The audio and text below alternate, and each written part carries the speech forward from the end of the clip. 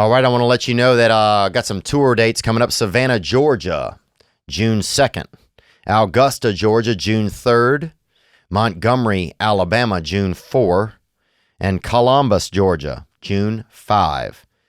As well, I'll be in Florida, Hollywood, Fort Myers, Daytona Beach, and Lakeland, June 23rd through June 26th.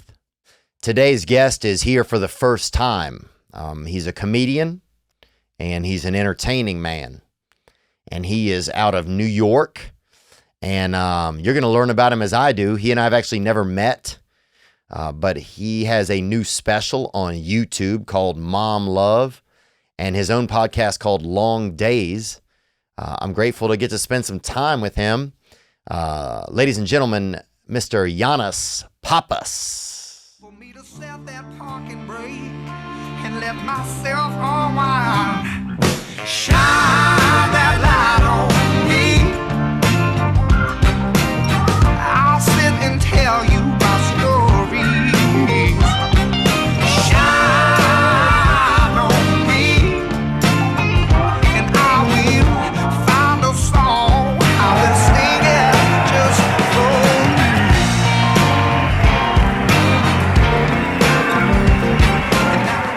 you. Yeah, you know what I've been realizing is what's dicey to me is if they get those little sandwiches, you know, the ones, the little cut sandwiches. Yeah. You know what I'm saying? Like when somebody, hero cut up? No, but more like just like the square ones, and then somebody cuts it up like that. You know what I'm talking about? Like the triangle pieces. Conceptually, I know. I'm trying to picture it, though. So yeah, it just has meat, cheese, and mustard or mayonnaise in it. Yeah. It just like is a little triangle. Yeah. You know, somebody gets that little round tray of a bunch of those little triangles. Yes, now I got you. Yeah. But then the weird part is when they start to sit there for a while and it gets hard on the side and people still eat them. Yeah. That's why you got to get to that plate early. But it's some guys prefer. That's air damage. Yeah, some guys prefer to go into the tray late in the game, bro. Yeah, that's not the way. You got to get there before the air damage. Hardens it up, yeah. Yeah, that is air damage, man. Yeah, there's a triangular. Yeah, you know what I'm talking about? Those triangular ones? Are you talking about they come in like a plastic plate? You pull it off? Yes. I know exactly what you're talking about. Yeah, and they get the top on it. Yeah. Convenient way to throw a party. Yeah. You don't got to make sandwiches. If it's just it's better that way. Yeah, I think having it like that is probably makes things. Yeah, somebody cracks open a thing of those. As a kid, I hate this. I was like, oh, those things look like they're for adults or something. But as an adult, I'm like, oh, I'll have one or two of those. Yeah, they're nice. It's a perfect. You can't go back. You can't go wrong with meat and cheese at an adult party. Meat and cheese is always a hit. Salami and cheese. Yeah, that's going to go first. Yeah, people aren't going to touch the salad. People aren't going to touch. If you got the carrots and the ranch out, those will be there tomorrow. The whole plate will be there, but the salami and cheese is gone. Yeah. It's the Beyonce of that spread. It is really, man. Is Yannis's mic in his face, guys? Do you guys want it somewhere different? I always have mic problems. I apologize. Do you?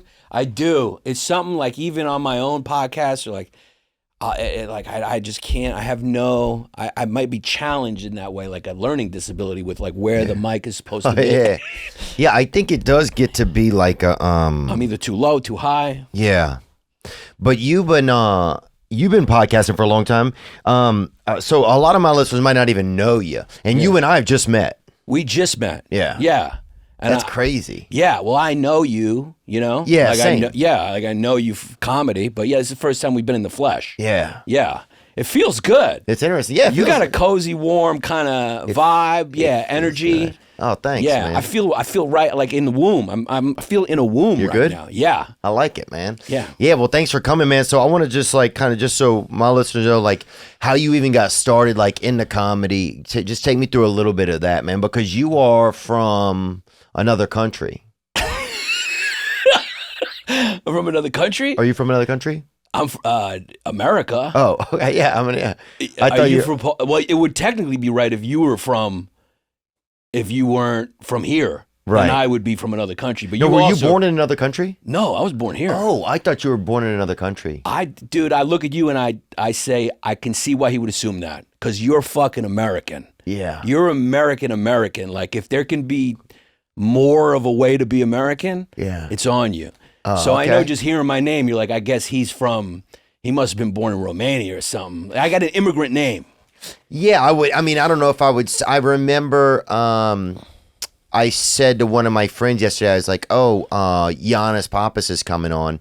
And they're like, oh, I thought, they're like, oh, that reminds me of that guy who has the other name that's kind of like a double. Oh, who's the Russian guy, the older Russian Jewish comedian? Zelensky, he's fighting a war right now. No, not that guy. Oh, he's Ukrainian too. Same shit. He's doing cameos. Somebody said that's crazy. Yeah, I mean, for $600 to raise money for Ukraine, that's crazy. That is crazy. That he's got time. I know. Where do they have that guy that he's got a camera set up? And I tell you, I don't know who his barber is, but he's on call. The dude is always crisp in the middle of a war. I mean, he's got like a fade every 3 days. Oh, yeah. He's like the DJ Khaled, I feel like, of like bombings and shit. Yeah, I think he just travels with his barber. He's got a barber in the bomb shelter. He really values whoever cuts his hair. And dude, will somebody win this fucking war already? Like, Jesus, what it feels like nobody will win it, or they don't care, or they taking days off. It feels like they're like, hey, let's do it on Tuesday. I'll meet you guys on Friday. We'll do another round on Friday. It is hard to understand, right? Because like, if there's a war going on, how is he safe to give talks and, do a video Zoom for the Oscars, and then Biden goes there. He's walking around, no problem. I think Nancy Pelosi was wheeled out there. So like, where's the war? Yeah, I don't know what's happening. Yeah, and I don't know. I think it's like I think they got to go to court, like maybe Johnny and Amber, to solve it. Figure it out. Yeah, because who's shitting who's bad, son. Yeah, I feel like Johnny is Russia in this scenario, and Amber. No, I'm sorry, Johnny. Yeah, Johnny's Ukraine. I'm sorry, and Amber's Russia. And no, yeah, who's the bad guy? There's only two ways to do it. I don't know. It's only two. The good guys are Ukraine. I'm trying to depend on. It depends on which side of the political aisle I guess you fall on to consider who's the bad guy. Yeah. Or not. But I think Johnny is Ukraine. Johnny, because he got invaded by Amber. So we need to figure out ways to funnel weapons to Johnny. Yeah, that's what we got to do to help out Johnny. Yeah, I saw Johnny Depp one night at the Comedy Store. It was pretty crazy. That is a crazy sighting to see Johnny. Because I went up and Doug Stanhope is friends with me, introduced me to him, and then I realized I didn't know what to say, and then I realized I didn't have anything to say to Johnny Depp. Right. That's almost the worst. But like when you're like, oh, there's not even a 30th degree of separation. They're like, there's nothing to even say here. It's like literally shook hands, and then I had nothing. Yeah. It's kind of similar to meeting you, because what I wanted to say, I held it. Maybe what you wanted to say, you held it because you felt like he's over it. Like, I would have opened with a 21 Jump Street thing because that's my closest emotional tie to Johnny. Okay. Was his hair back then with the earring. He kind of, that my generation. Pull that picture up of Johnny Depp, 21 Jump Street. Let's get an image of that. I think he was like that hairstyle with the earring was like every white guy in America did that middle part with the earring. And so I would open with a 21 Jump Street, like with you, Road Rules, but I didn't want to say it. I know you from Road Rules, I remember. Oh, that's interesting, man. And you're as big as I thought you were, like tall. You're a tall drink of water. It's really funny. People say that I'm tall, and I've always just been, I've been this height for probably 21 years now, and it's like, I don't think anything, I never thought I was tall, but people constantly say that. Yeah, you're 6'1". Like, damn, bro, you're taller than I thought.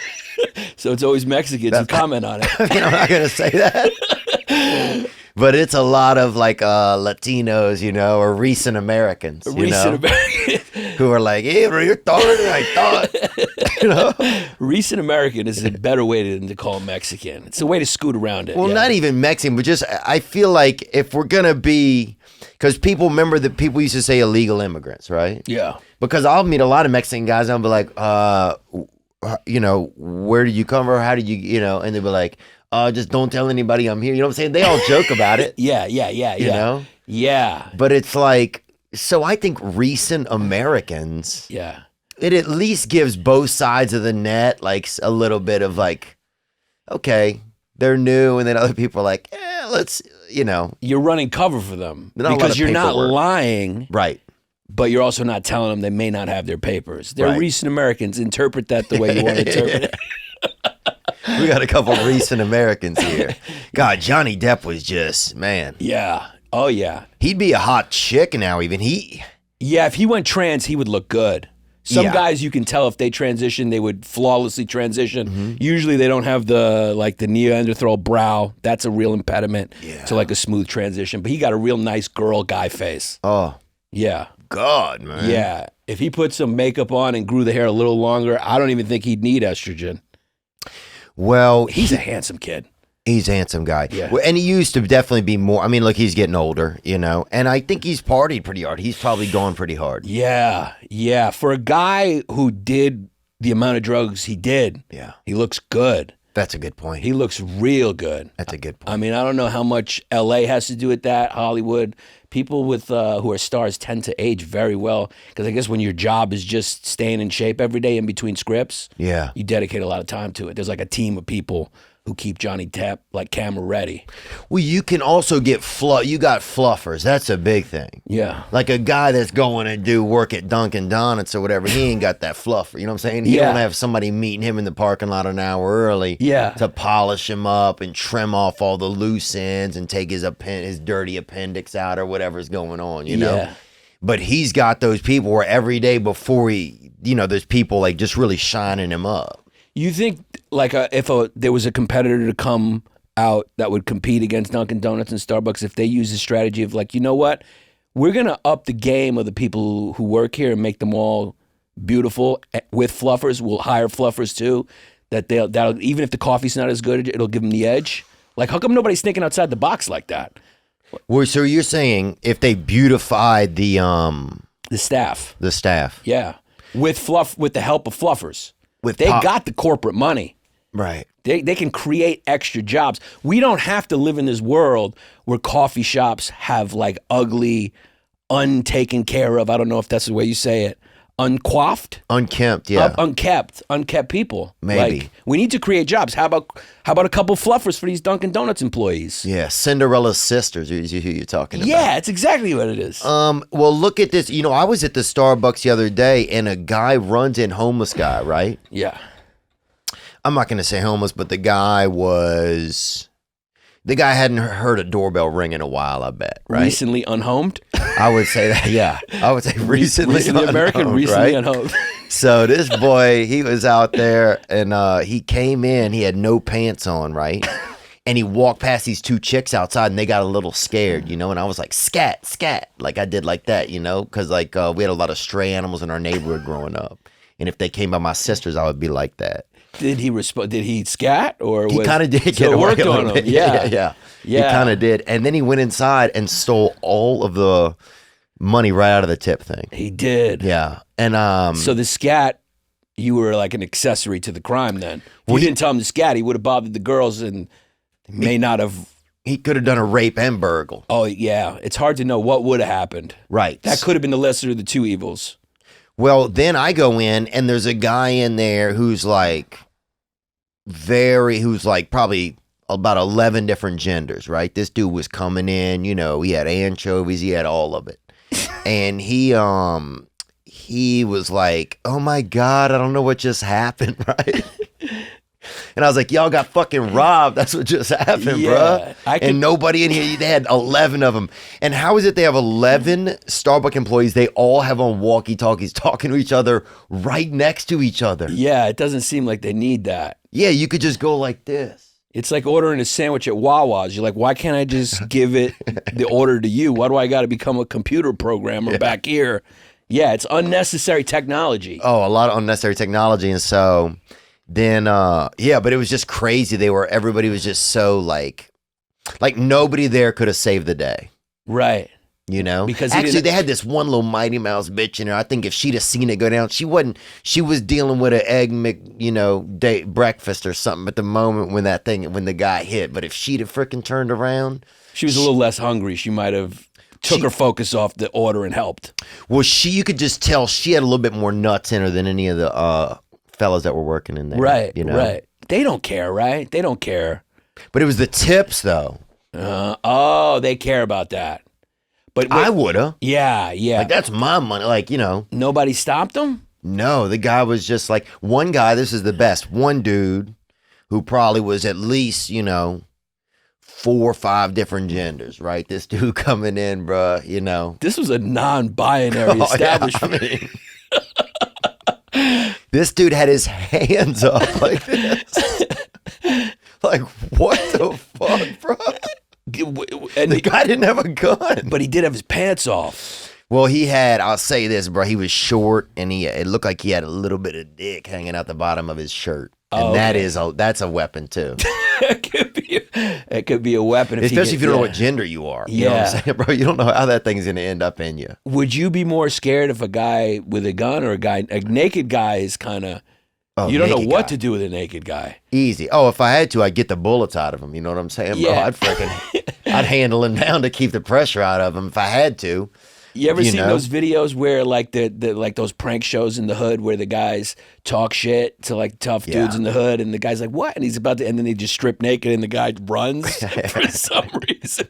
Because I guess it's so jarring. You don't know what to do when somebody's missing a piece of their outfit. It's just kind of a weird thing. I guess shirt off is more socially well, shirt offs, we're going to fight. Yeah, shirt offs, we're going to fight. Pants off, I might fuck you. So that gets a little, that's probably what makes you nervous. It's a novelty of it, no frame of reference. Like when the Indians first saw the boats, they couldn't tell what they were. Really? Yeah, they said they had no frame of reference for the conquistador boats, so they just couldn't almost see them. They couldn't see them. They couldn't understand it. It was like an object they'd never seen. So if you get into a situation with a guy with no pants and he's threatening you, you might not even understand it and just maybe that's why she put her hands up. Yeah. Maybe she didn't know. She was like, is this what you're supposed to do? Yeah. When a guy has no pants on, a little bit of dick hanging out under the shirt. He had a short shirt on too. He was a black guy too. Which is unusual. A medium shirt. Yeah, because usually they got long shirts on. If you go to a black barbecue, they down to their knees. Oh, yeah. Black guys like long shirts. Yeah, well, black guys look good and stuff. They look good in everything. Anything. Yeah. Black guys look good in...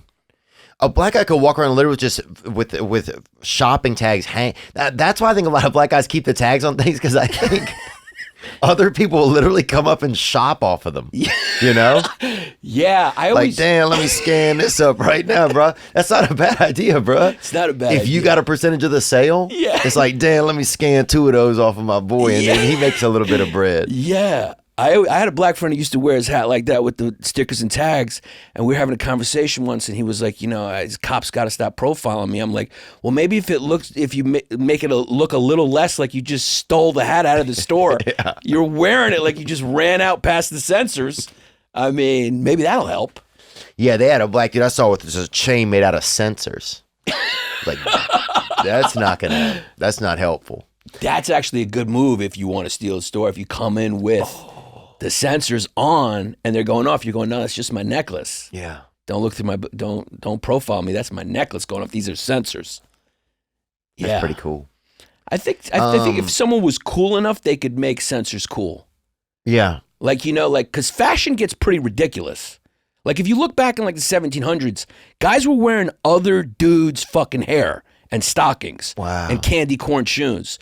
So that just objectively looks ridiculous, but that means at some point there was some dude who was so cool who was wearing it that everyone was like, I want to be like him. So they started wearing fucking ridiculous stockings, candy corn shoes, and somebody else's hair, which is some real serial killer shit. That's crazy. And then the whole continent of Europe started doing it.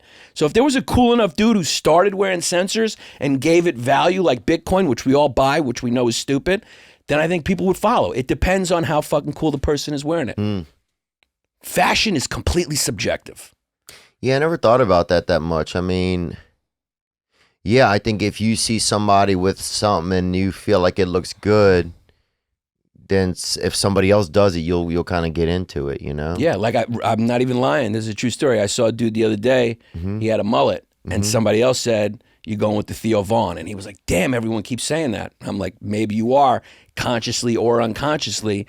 There's very few dudes in this country who have a mullet still, right? That aren't at a state fair, right? Or you know what I mean? Yeah. Who are visible, like visible beyond the local word of mouth, right? Like you're visible with you're visible with a mullet past word of mouth, yeah. And so if somebody has a mullet now, you're going like, you're a Theo Vaughn What are you fan. doing here? Yeah. Yeah, you're a Theo Vaughn fan. Yeah, I got into it, man. I had it growing up, and then I got out of it, trying to fit in Hollywood, and then I got back into it. It's the best choice I ever made. Have you ever had long hair? I have had long hair, but more of the Johnny Depp, 21 Jump Street shit. But you never had the back go, huh? Nah, dude. I grew up in Brooklyn. You can't. You could. You can. I don't have the balls. Yeah, I was like, that was. Dude, it's like having balls. It's your ball. It's like your hair has balls. It's exactly what it's like. Yeah. Have you ever said that before? No, but I believe that is the funniest way to describe a mullet, because it's like your hair. It's like there's balls here, and they're dangling around. You can move them a little bit. There's power in it. Yeah. Well, that's the thing. There's fucking power in it. There is, right? I want to let you guys know about a company that helped me out when I was trying to buy a home about a year ago. I had some dings on my credit, and I had to get those taken off so that I could apply for the mortgage. Gave me a better credit score. Bridge Credit Solutions helped me do it. They are backed with a 100% money-back guarantee for any items that cannot be removed. You will not find that anywhere else in the credit repair industry. You know exactly what you're paying for at the beginning of the repair. It's written in the contract. No job is too big or too small. Bridge Credit Solutions caters to all types of clients, no matter their financial situation. And Bridge Credit Solutions prides itself on lightning quick turnaround time. They will guarantee removal of certain negative items in as quick as 24 hours. That is real quick. They take communication seriously. Always feel free to call or text, no matter the hour, with whatever questions or concerns you have. Schedule your free credit audit in 3 easy steps, Zoom or phone call, and get a free 3-bureau credit report, $25 value, with 30 days of free credit monitoring and identity theft protection when you sign up through our link at bridgecreditsolutions.com/THEO. Once scheduled, a Bridge Credit Strategist will contact you to review your report with you. You know, I was, sometimes you get subscriptions to things and you don't realize you have a long-term subscription. You know, you buy yourself a dang bagel box or something, and you just wanted one bagel box, and then they keep sending you the bagel bash every month, and then you're just bashed out with bagels, and they keep charging your credit card. You know, I had a thing where I got me a extension cord, and I didn't realize I signed up for unlimited extension cords.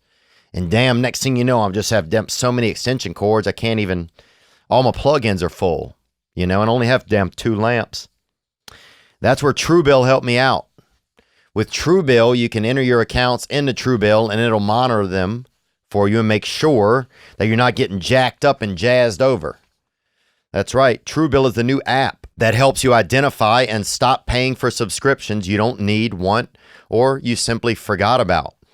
On average, people save up to $720 a year with Truebill. That's true. And your Truebill concierge is there when you need them to cancel unwanted subscriptions, so you don't have to. That's nice. Truebill has over 2 million users and has helped save them over $100 million.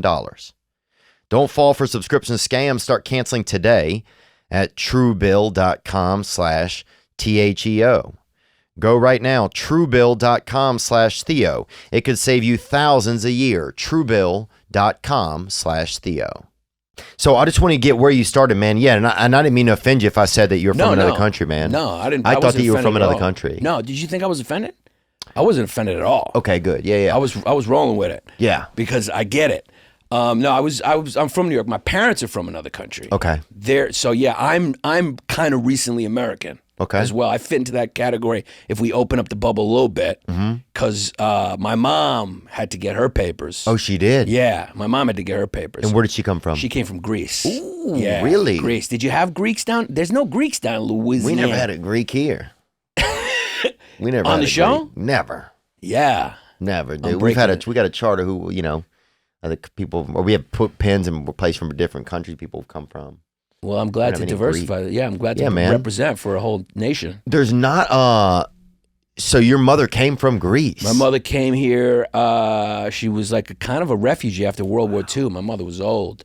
She had me when she was in her 40s, which is a real today shit thing to do. She did it back then. And so she just recently passed away. But she was there during the Nazi occupation, and She was there, for World War II, and then she immigrated here. So my mother was born there. My father was born in Brooklyn, but his parents were born over there in the old world, as we call it. Wow. As white people call it, the old world. Yeah. Yeah, Europe, you know. So I'm a 1.5 first generation American. I'm recently American. Damn. So you weren't 100% wrong. You weren't 100% right. You were more right than wrong. Oh, thanks, man. Yeah. I mean, you smelled something. Well, I think it's probably, just the name. People are like, oh, what's going on here? Yeah. You know? It's I hear Theo interesting. Vaughn. I don't know you. I'm thinking black guy, linebacker, something. Because Vaughn, boom. And then I see you, Theo Vaughn. Your name doesn't match you either. Where does your name come from? Well, my father's from Nicaragua. My mother's from actually Illinois. So...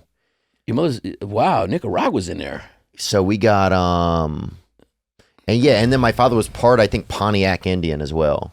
So we had some goods, something, a little bit of here and there kind of, The Pontiac car is catching no heat. I mean, it's like the Cleveland Indians are catching heat. The Washington Redskins are catching heat. Yeah. The Pontiac car is still floating. Bring up a Pontiac if you can, brother. Yeah. I mean, is cancel culture going to get to that? It should. Well, when you think of how many things are named after Native American stuff, it's like you really, and I can't think of them right now. Tomahawk steak. Oh, yeah. It's a lot, brother. But let me ask you this question. As far as the Cleveland Indians, what's worse sounding to you, the Cleveland Indians or the Cleveland Browns? Cleveland Browns sounds a lot more like a slur to me. Oh, that's I a hate good these point. Browns. I hate these fucking Browns. I hate the Browns every year. Sounds a lot worse than I hate the Cleveland Indians. Look at these Indians. Look at these Indians. Where look at these Browns. Or these Indias. These Indias. Yeah, I mean, look, I love a racial slur, honestly, and who doesn't? If it's said in jest. Yeah, bro. Even if here's the best: if you're walking down the street, somebody yells it, you don't see who yells it. It's fucking great. Yeah. If somebody is point blank ripping somebody, that's fucked up, dude. Yeah. But somebody's using somebody, drives by and they yell it, bro. Fucking who, Yeah. It's that enhances your day. Oh, Kurt Metzger has the best slur I've heard for Greeks ever. Is that my phone? I apologize. Jesus Christ, it's my special needs brother. Time for your daughter to wake up. Kurt Metzger has the best slur for Greeks that I've ever heard because there's not many. Mm-hmm. And he just, one time he was doing this stand-up set. It's online somewhere, but he just goes, he was dating a Greek girl, and her dad didn't approve, as Greek dads usually don't, of anyone. Greeks hate everybody. Wow. And he just goes, can you believe that, dude? A diner monkey from Ass Fuck Island. And I was like, that's the best. That's the best slur. Diner monkey from Ass Fuck Island. Doesn't get better than that. So that's what I am. I like that, man.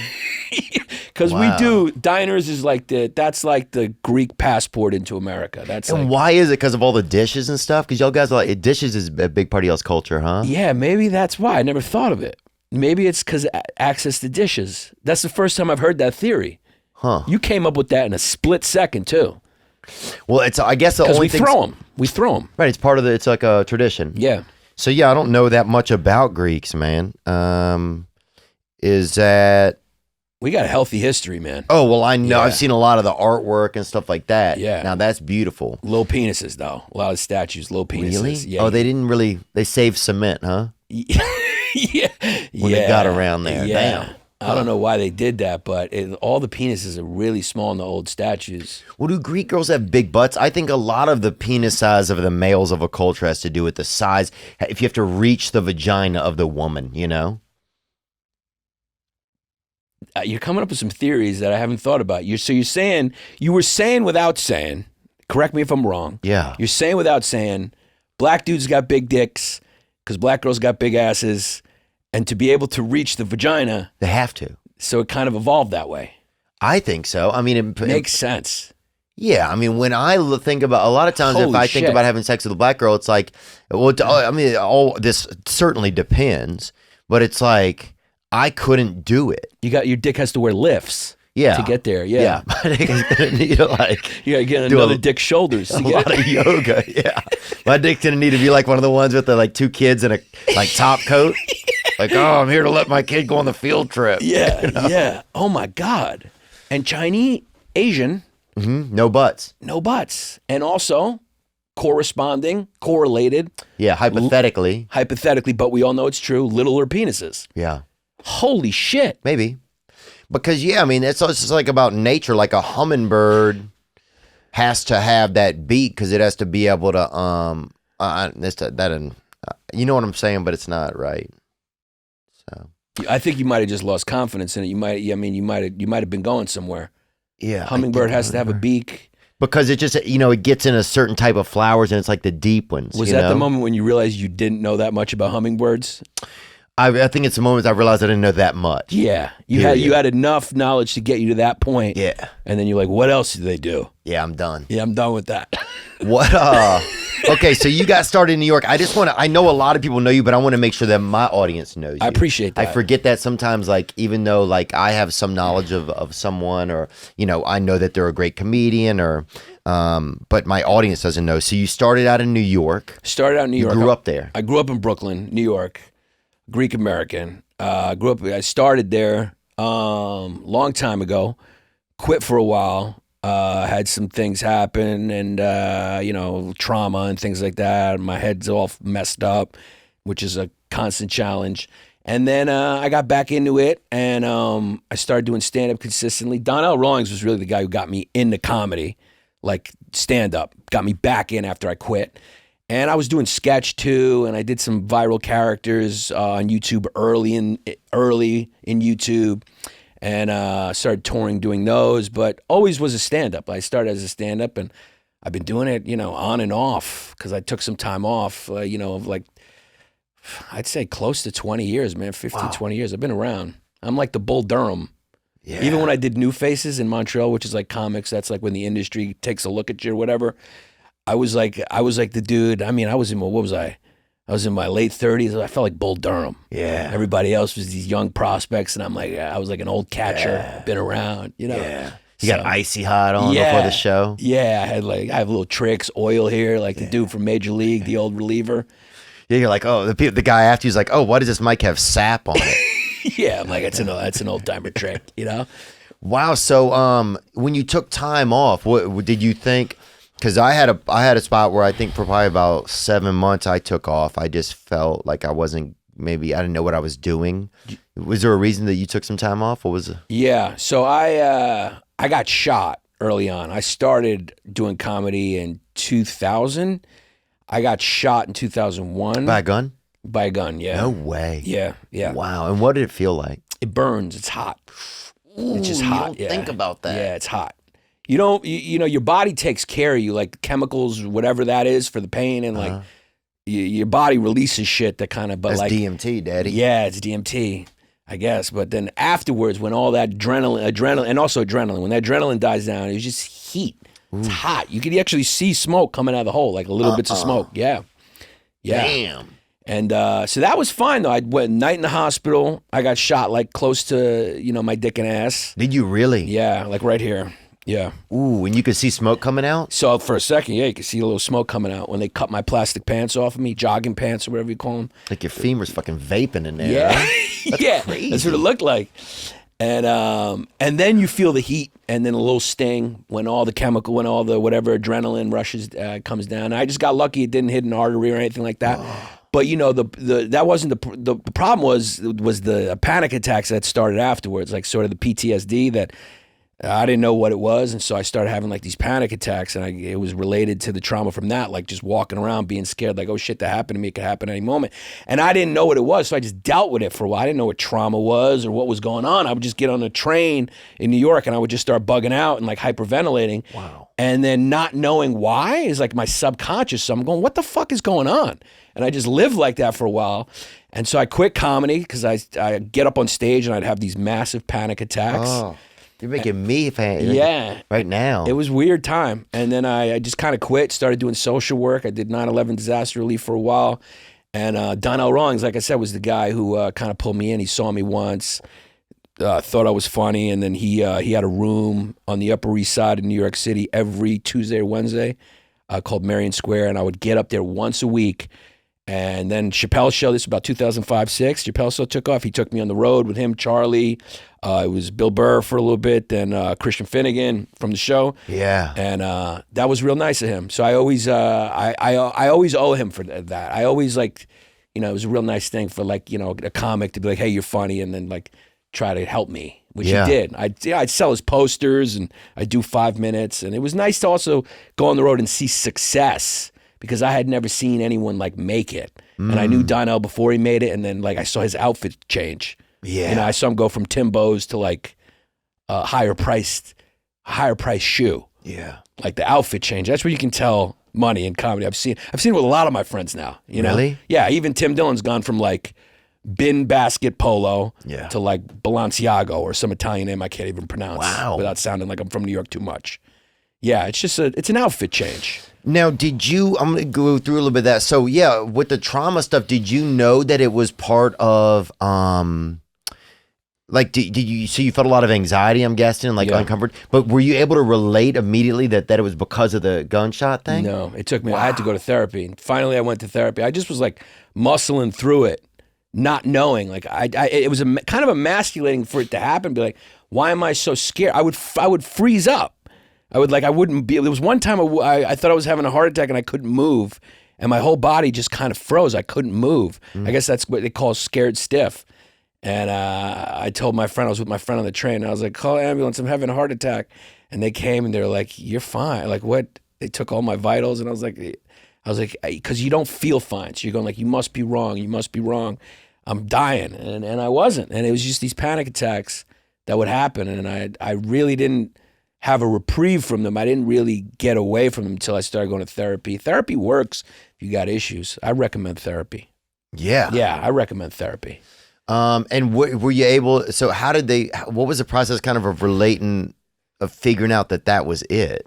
It was sitting with a therapist. She was a female therapist. I was attracted to her.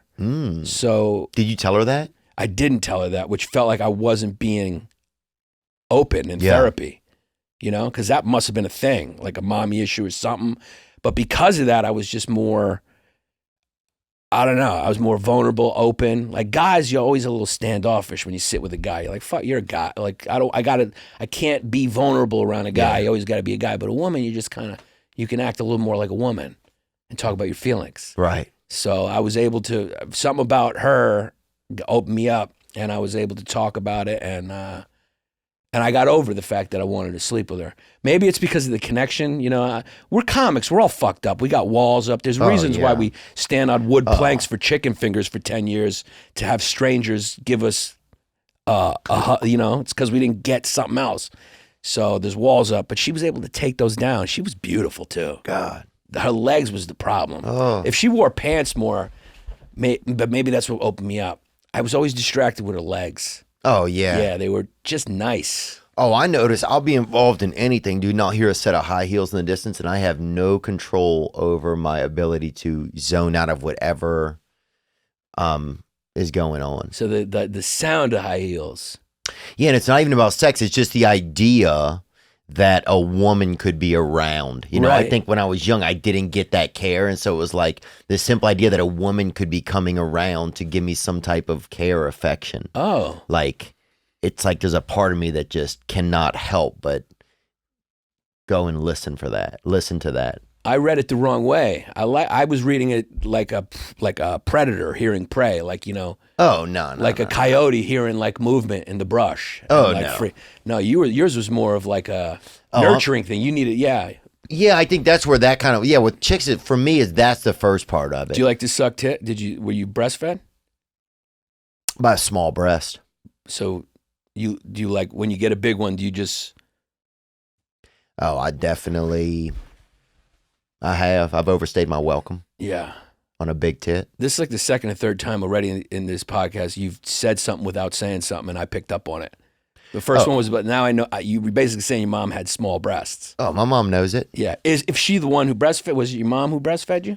I Sometimes another woman will get in there in African villages. Yeah.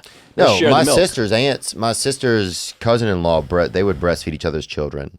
But I believe that my mother did it. as far as I know. Right. But yeah, small breast. You never shake the trauma from breastfeeding out of a small breast. You never, just the rattle, just trying to rattle a drop of milk out of something so small. It's insane. Yeah. It's insane that we let a child do it.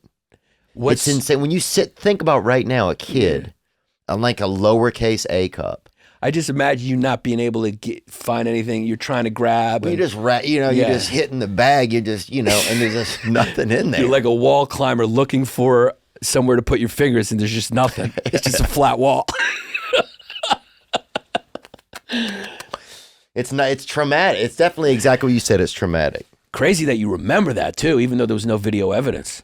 Well, I do believe that when I start to, I can feel the desperation of it.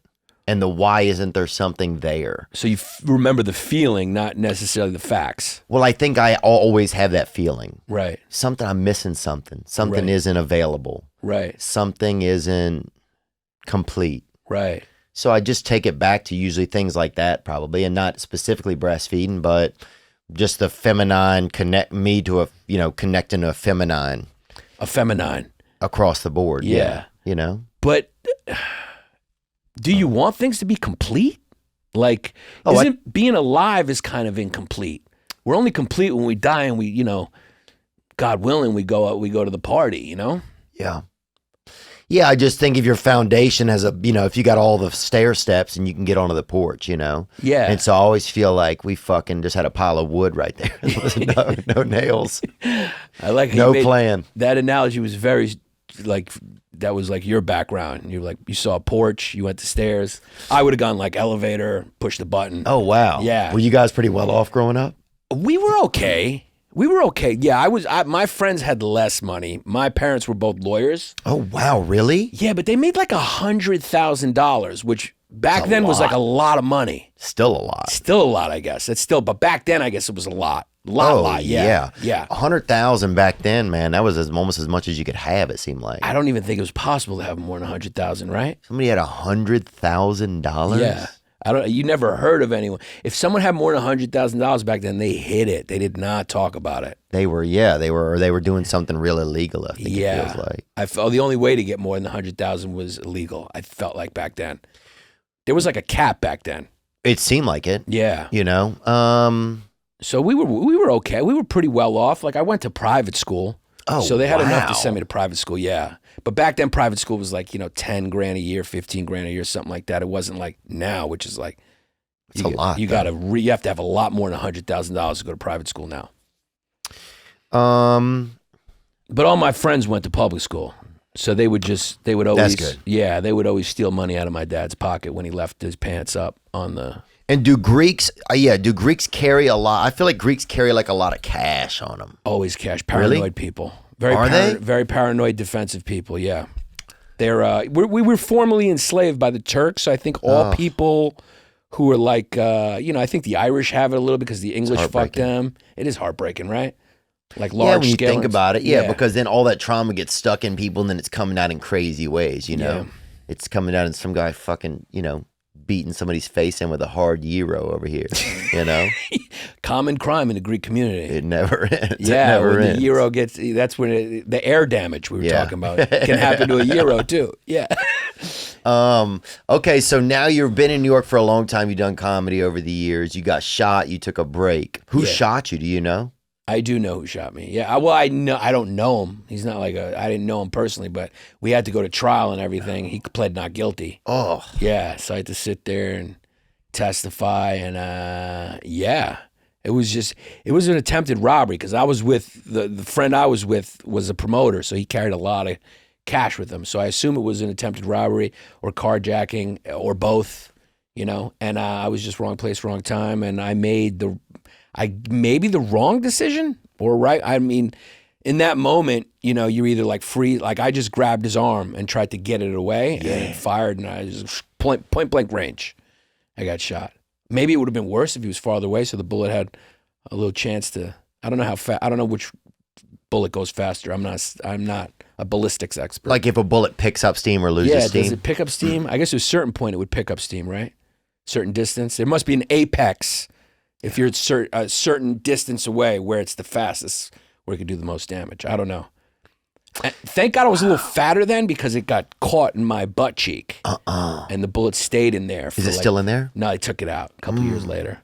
That was a wild moment when they took it out because they put you under, and the way I came to, and they had me up in stirrups like I was at a gynecologist because the surgery happened right here. So I came to like this with my legs up, and I came to when I farted.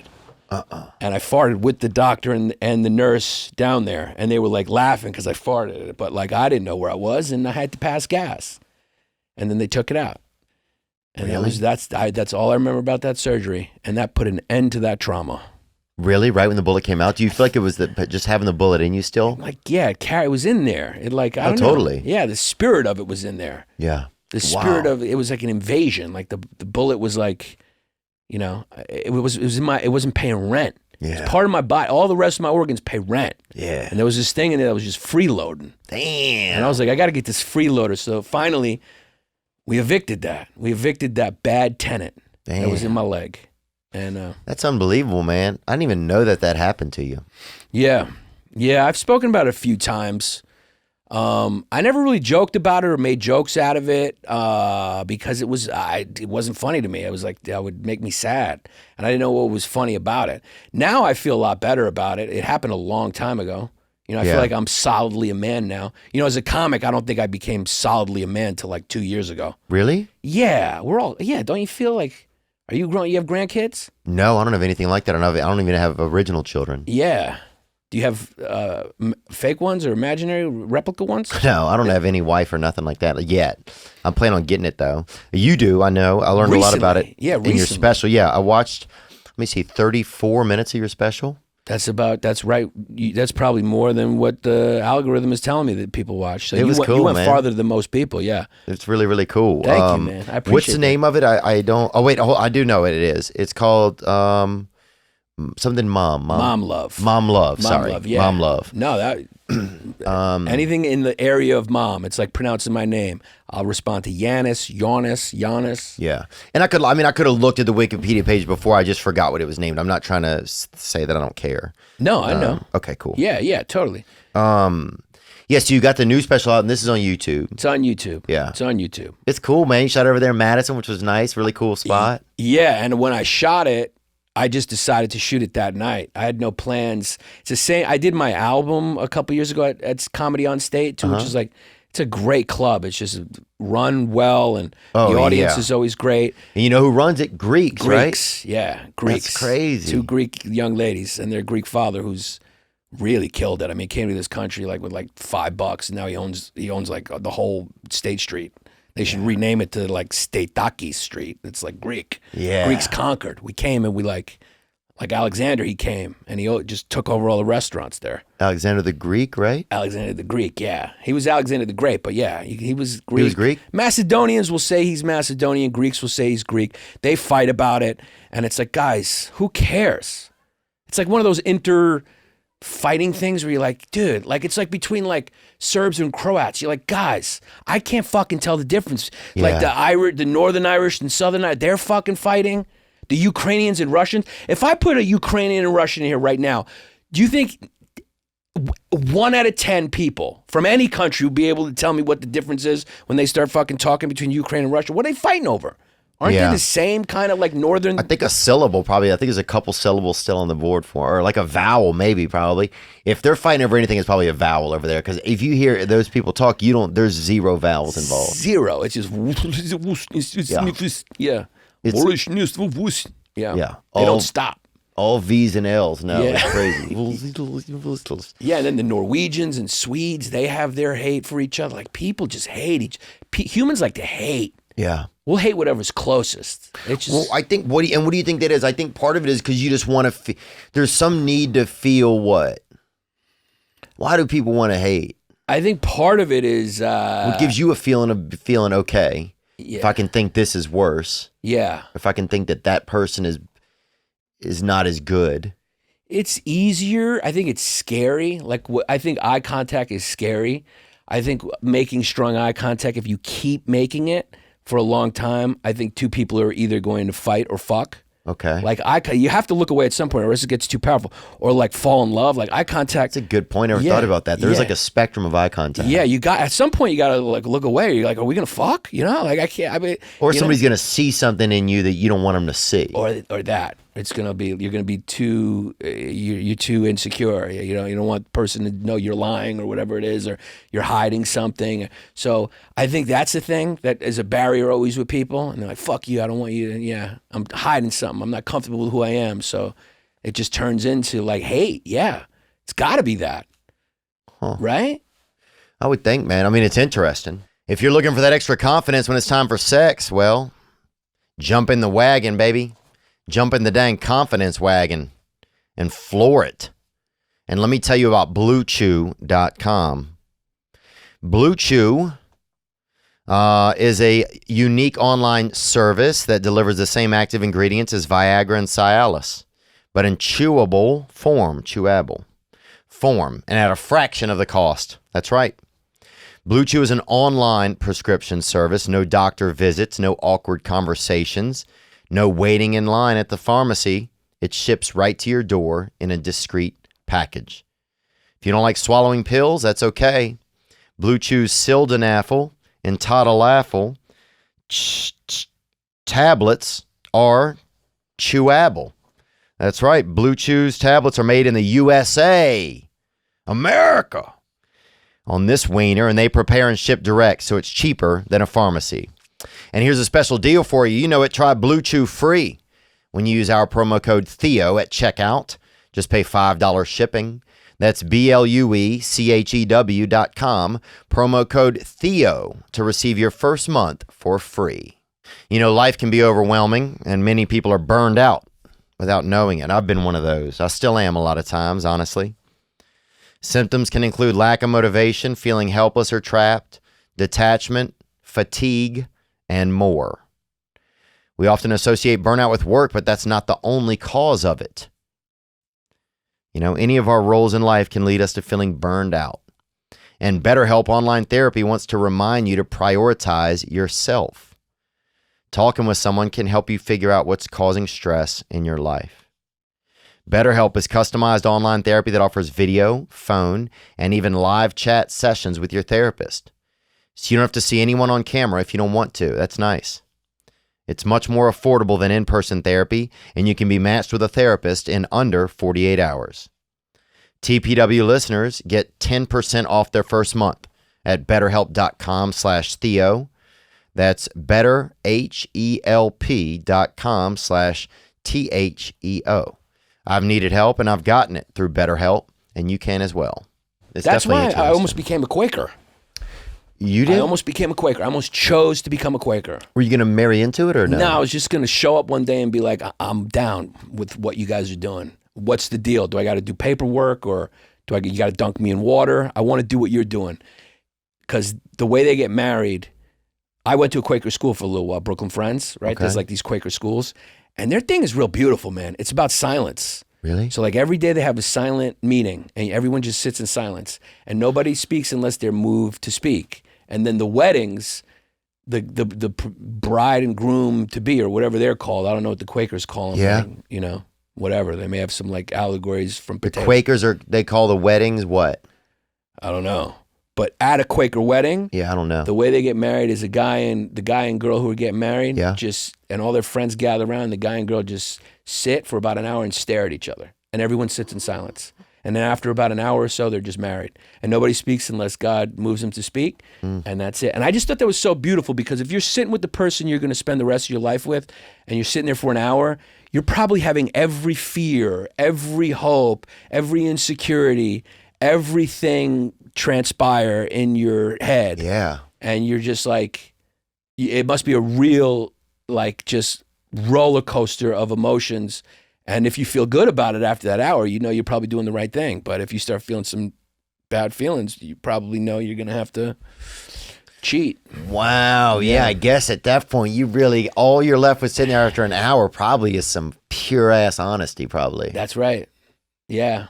You said it a lot better than I did. That's what I was trying to say. Yeah. And then I guess some of your friends, do they speak up in those instances or not? If God moves them, supposedly. But can you bring that up here? What do we have? Like a Quaker wedding sit-in, or is it like a Yeah, I wonder what they would call it. I don't know. Yeah, maybe they just call it a Quaker wedding. Yeah, it's a good question, man. Yeah. What do they call it? Do Quakers make? Often referred to as the silent ceremony, Quaker weddings differ from the traditional Protestant ceremony in 4 significant ways. There is no officiant, no giving away the bride. A wedding certificate is signed, and there is a long period of silent, open worship, after which those attending may speak on the couple's behalf. And you know, the Quakers were against slavery too early on. They're pretty like clean. Dude, I like that religion, man. It's just kind of quiet and like no mantra, no dogma. Bring up some images of these folks, huh? Do you mind? So we know who we're actually considering here. Well, they look like the dude on the Quaker Oats box. They all look like that dude. Oh, God. Yeah. Really? Still? Yeah, they still kind of roll like that. Get some Vans or something at least. They gotta change a little bit. Throw on some damn Quicksilver or something, you know? Yeah, something a little more weather appropriate at least. Yeah. Orthodox Jews, the same thing. They wear the same wool, like black suits, even like in the middle of July. Oh, dude, I was at this halfway house, or like not a halfway house, but like a recovery house or whatever. And this Orthodox Jewish dude had to roll in, right? And it's just like, you know, different guys staying in there and stuff. And this guy rolls up, dude. He was dressed like Biggie Smalls, right? It was last summer. Bro, this was in Arizona. It was 104 degrees. This dude rolls up dressed like Biggie Smalls and had a grill that he would cook his food on in his room at night. Really? Just grilling this like kind of shady fish, kind of like this fucking, you know, I don't know what type of fish it was, but it was unbelievable. The dude is pouring sweat. His hands were all sweaty. Every time you shook his hand, it felt like you were like babysitting one of those oil spill animals, you know? It was just disgusting, bro. I'm like, oh my, I was like, if you were like, this will kill you. This can't be like a heavenly choice or whatever. You'll die in this. Yeah. I guess when their mantra or their dogma says this is how you dress. Wow. Doesn't change. There's no update. Yeah, like there's got to be Jesus. Like whoever their Jesus is has to come back and be like, dude, I came back to tell you this because I can't watch you guys suffer anymore. Yeah, you don't have to. You can take a couple layers off when it's hot. Oh, we need tank tops out here, fam. I like that you called it a shady fish. Was it a shady fish because you just couldn't identify it? I mean, anybody that's grilling fish in their room on a little grill like that at night, and he was trying to secretly do it, I think, because one of the rules was you couldn't cook in your room because a lot of people are drug users in there. So one dude's cooking a fish, one dude's cooking up a batch of whatever, you know, some fireball for his arm, you know. So it's like the guys will cheat. They're like, oh, he cooking, I'm a cook. So it wasn't the fish that was shady. It was the whole situation, what was going on that way. He was more shady. It was breaking the rules. Oh, okay. So the fish was just a fish. Yeah. All right. Because I was trying to picture a shady fish being like. And he kept wanting like gum or something from me. I think he couldn't have gum. So he was like it was like I had some kind of candy or something. He kept wanting. Oh, it was nerd ropes. So this dude fucking kept, every time I get my nerd ropes open, yeah, he could hear the bag from the distance, bro, from across the desert, dude. Like with high heels and you. Oh, he'd come around and then watch him just nibble on this nerd rope. This dude, Goimel or something was his name. I don't know. That dude was, Have you ever, this is what I like, in my background in New York, there's a lot of like Irish Catholic girls, like Catholic Puerto Ricans. Catholic was a big religion. It's very repressive sexually. I almost felt like when you hooked up with one of those girls, the repression was worth it for their energy. They were so happy. Like, a religious dude with nerd rope or whatever little thing he can get that's not allowed. It's almost worth it. Like sexually, it's almost worth it for us all to be repressed, to give it a little something extra. Oh, I think that's what some of the value in having the repression in religion for sex is. Yeah. It's like to keep some energy in it, to keep some fuel in the tank. Yeah. And yeah, there's definitely been a gal when she gets a hold of your nerd rope, if you will, even, which is still, I didn't even think about that, a great term for a wiener. It is a really good one, yeah. Yeah, they're definitely more keyed up about it. You know what I'm saying? Like, there's some girls that'll damn floss their teeth with it, you know, if you let them. Because it's just like so forbidden. Yeah, it's just that forbidden, you know, it's a real dessert. Yeah.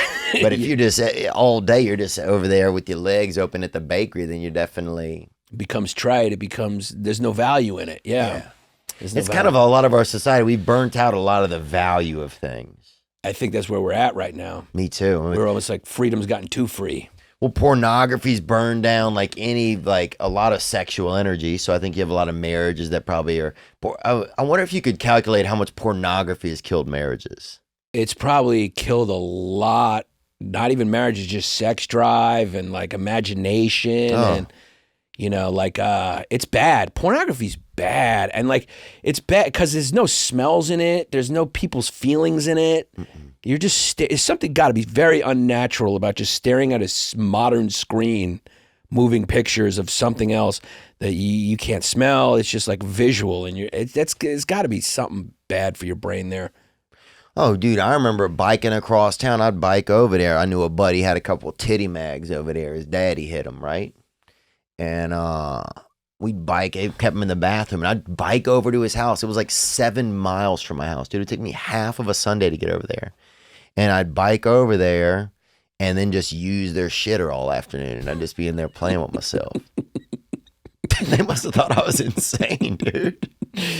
I would come over there on the weekends and be all sweaty. Go in there, just use the can for a while. Touch myself and then drink a bunch of water, take a nap, and then bike back home. Hydrate. You have to hydrate because Thank God. That means you had a vigorous masturbation. Lost a lot of young. It was everything you had was in there. Yeah. Back then, you really. Yeah, it was unionized. Yeah. You know what I'm saying? The shit we got now is fucking. You're lucky if you get ladder 14 out there. Yeah, you know? yeah. The mags. Because I'm from that generation too. God, the mags. Oh, so I used to put them out like that. I used to put them out. Yeah, and then like we would share them. One friend would be done with them, pass them off to you, and there'd be a circle. I would put the mags out like that, like 4 of them, and make my own moving picture just by looking at all of them. Oh, just real fast? Yeah, just real fast. I would go like clockwise too, and I would just try, you know. Yeah. So I was kind of ahead of the game when it, like, you know. Oh yeah. Yeah, a little bit. Spielberg. I was making it. Yeah. I used my imagination in some way to make this situation a little more valuable. Yeah. Because it's hard to just look at a Calvin Klein ad and just. It's tough. Kate Moss only lasts. You know, it's just like. You know, you need movement. You need something else. Yeah. I need more. Yeah, I'm a guy who needs a little more. You know, I need love. I need a woman to, you know, to be distant. I need her to be adopted. Like, that's what I need. Yeah. In order for me to feel something, I need her to have some real big issue that I'm trying to solve that'll never be solved, that I can chase. Adoption's a good one. Adopted women are... Like a Nicolas Cage movie almost. That's a hole you can never fill, the rejection from the mother. So is Amber Heard adopted? I would like if I would not be surprised if she was adopted. She has that vibe to her. Is she adopted? Let's look it up. I'm taking a guess. Because adopted people just the rejection from the mom is just on that level. You know, a lot of us don't get the nurture and all that, but like to just say I don't want it. That's something you can't fill. But so there's something alluring to it. Amber Heard. Can't see those. Do you find her attractive, Amber Heard? Google it, bring it in here. Her was born, so not adopted. Yeah, I don't think she was adopted. She's a younger sister named Whitney. I actually, a buddy of mine had a birthday and she and I both like spoke at his birthday or whatever, did like a little, I don't think it's like a eulogy. I don't know what it is, but like a thing, you know? And so that was kind of interesting. Just one time getting to like, met her just briefly. I don't know. I don't, to me, she's not my type, I don't think, but. What's your type? Just probably different than her, maybe. Okay. Not blonde, not... Blonde hair girls don't like me, really. No? They've never... I don't get a lot of blondes, you know? What do you get, man? What do you have? I know you got one.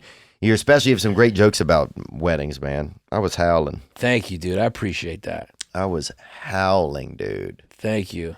My wife, she's Greek. Oh, wow. Do you have to marry a Greek? I didn't have to, and I did, which is weird because my parents didn't care about that at all, and I did it, which makes me figure, why did I do that? But I love her. I love my wife. There you go. Good. That's a good start. And I didn't marry her because she was Greek. I just married her because the vibe was nice. Mm-hmm. When I met her, I think I was at a point in my life where I'd made so many mistakes. I don't regret any of them because they were all fun. They were just meant to end. Some of the funnest shit is just meant to end. And so like you can't ever, you just look back and go like, oh, that was fun, but it was meant to end. You know? Dude, that's such an interesting statement, man. Yeah, I think so. Because I think nobody ever hears that statement. Yeah. And so a lot of us get stuck in this space. Oh, it has to keep going, or there's. But yeah, some of the fun is meant to end. Wow, that's also what makes it fun. That's what makes it so fun. You know, there's that's powerful, dog. Yeah, I mean, that's like damn Steve Austin. That's powerful, like Steve Austin. Yeah, I mean, everything has a balance here. It's a finite universe. You run all the way in this direction, you're going to come out on the other side like Miss Pac-Man. Like this is not an infinite universe, so it's always seeking balance. And like the funner something is, you know, the more you're going to pay for it later. You're either going to pay in life. People think they're not going to pay, but that's just because you didn't have to pay up top. Sometimes you walk into a restaurant, you know, and you order first, get the food, but the check's coming. Yeah. Even though you ate, you think you ate, and you're gonna be washing dishes. Yeah. But you're gonna pay. There's always a cost. It's just either you pay up front or you pay later. Damn. So yeah, if it's that fun, it's like the check's coming. Did you think you wouldn't get married? Yeah, I didn't think I was getting married. I'd have kids. All that stuff frightened me because of issues and stuff. Parents were divorced. Parents really had animosity towards each other, and my mother was like a little cold. You know, she wasn't very nurturing. Oh yeah. Yeah, so that makes it a little intimacy a weird thing. Did you ever go to any of the recovery meetings or get in the programs or like that? Or No. I do go to therapy though. Therapy helps if me a lot. My therapist, I love. I think he's great. You know, I just connect with him and it works for me. It's a man now. You got a man. It's a man. Now I'm a man. I think I'm a man enough now to be able to open up to a man. Wow. Back then it was just like I had to be a woman because I felt too vulnerable. Now I could cry in front of a man, dude. I could fucking cry in front of a man. I mean, I don't cry a lot. I haven't cried a lot, but I can. Fuck yeah. I can fucking do it. Fuck yeah. If it came to it, like, we got into like a serious fucking convo, I wouldn't hide it. Oh, I'll cry against anybody. Yeah, dude. I'll fucking cry. I'll put on fucking shoulder pads in a helmet and cry it. Cry the fuck out of. I'll fucking 2 tutties, dog. I'll get 2 touchdowns and fucking cry. You know what I'm saying, dog? I don't give a damn, son. You're comfortable with who you are, then that means, yeah. Oh, dude, yeah. I'll cry for 400 yards, dog. Yeah. And 6 touchdowns, dude. I'm not afraid to do it. I said it before. I think I might have said it on someone's podcast, but like, you got a rhythm to you. It's like listening to comedy jazz. Oh, thanks, man. And then you're painting these pictures and you're like, wow, you're just like there. You go, wow, the fuck is a shady fish there? You start to see it. You start to see the fish acting shady. You see the dude. Like, you paint a picture with your comedy. It's jazz. It's very, very, very rhythmic. Thanks, very, man. Like, is that, maybe that's like Louisiana. Maybe that's that influence of kind of just like, yeah, that maybe rhythm. So. Yeah. Yeah, I don't know. When I'm feeling good, everything feels pretty good. I always feel rude around a Southerner. Do you? I feel rude. I feel like my rhythm is rude. Like you know what I mean? Like, because I'm good friends with Nate. Like, me and Nate came up together, Nate Bargatze. Oh, yeah. I always felt great. rude around. Like, he always kind of was like always telling, his body language is always telling me, chill. Right. Like, what do you, and I'm like, I'm just living, man. And he's like, yeah, but you know. That's You're living at a high level. Yeah. At a high octane. At a level that's like, not where I want to be. And I'm like, I'm sorry. I'm taking, you know. Yeah, Nate has a real he has a real, not passiveness, but just like a pacificity to him. Yeah. He's real calm. He seems organized. Yeah. Like he'd be a good general, I think. Like a quiet general. Yeah, maybe things would have been different if he was back then. Maybe the South, they lost. Maybe they were a little too laid back. Yeah. You guys lost that. Well, I think we had good generals, but I think we just didn't have. Well, I don't know if we let enough of the. If they would have used more, if they would have had more slaves fight as well. Yeah, you know? but the cause wasn't right. Yeah. Yeah. I think the whole thing was kind of discombobulated. It was definitely discombobulated. Yeah, that was discombobulated is a good word to say. Do you think that we could ever get back to another civil war? Yeah, unfortunately, yeah, I do. Yeah, but it wouldn't be the same states against each other this time. Yeah, that's an interesting thing to think about. Because it's different. It's not like... Yeah. What would it be? Or would it be over? It may not even be geographical. It may be more city versus country, where like the country's just had enough, dude. I feel like... Could be religious almost too, even. Yeah. Where people want more religious beliefs or religious-based beliefs. I don't know. I think maybe a religious dictator may be the only thing that could pull us back together, like Joel Osteen. If he got in power he's got a mullet. I was just thinking, he's got a mullet, kind of, right? He's got kind of that soft boy mullet, like somebody that plays second base that kind of gets a mullet. Yeah, you know? Yeah, he's not but fully still committed. No, he's still trying to be handsome. Yeah. You got to grow it past handsome. Yeah, you got to have full balls. Well, once you grow your mullet past handsome, dude, that's when you know that's when it knows you want it. So it's comfortable. You're comfortable with it. It's a full commitment. You're married. At that point, you're in a relationship with your hair. Yeah, once you sat there for an hour together. He's just dating his hair right now. Yeah, it's still like, yeah. Yeah. It's still in the dating phase. Yeah, what would a civil war be about? It would probably be about abortion. Abortion would be one of them. Bathrooms. People really upset about bathrooms. Like, yo, man, one group's like, yo, we got enough bathrooms. And another side's like, yo, we need more bathrooms. Yeah. And it's ironic because construction workers most of the time believe in less bathrooms, but it would be good for their business to build more. You know what I mean? That's a great point. Even think about that. Yeah. And I always wanted to know if there should be should there be gay and straight bathrooms? Gay and straight as well. Well, because if I'm a gay dude, yeah, and I get to roll into a place where other dudes has their penises out, yeah, it's like a fat dude walking into a barbecue restaurant. Dude, I'm like, this is great. Yeah.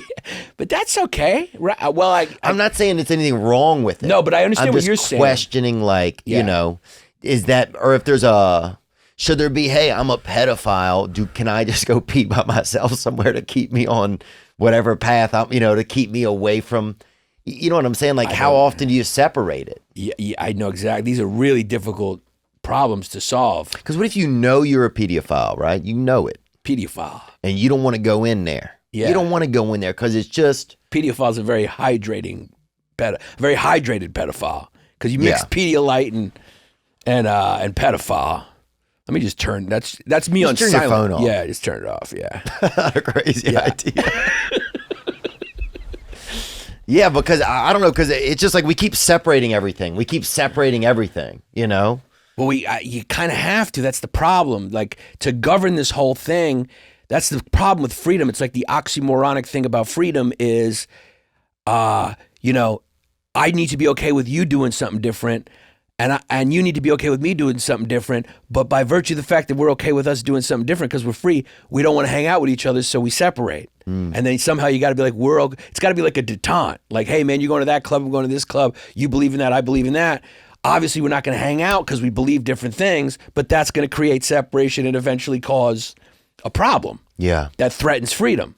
So it's kind of like this built-in oxymoronic tenet to fucking what freedom is. It's like built to fail. And that's why authoritarians always come in and just make everything the same, And then you're like, fuck, that was inevitable. And then that gets stale because, you need Jewish people to complain in order for things to get better.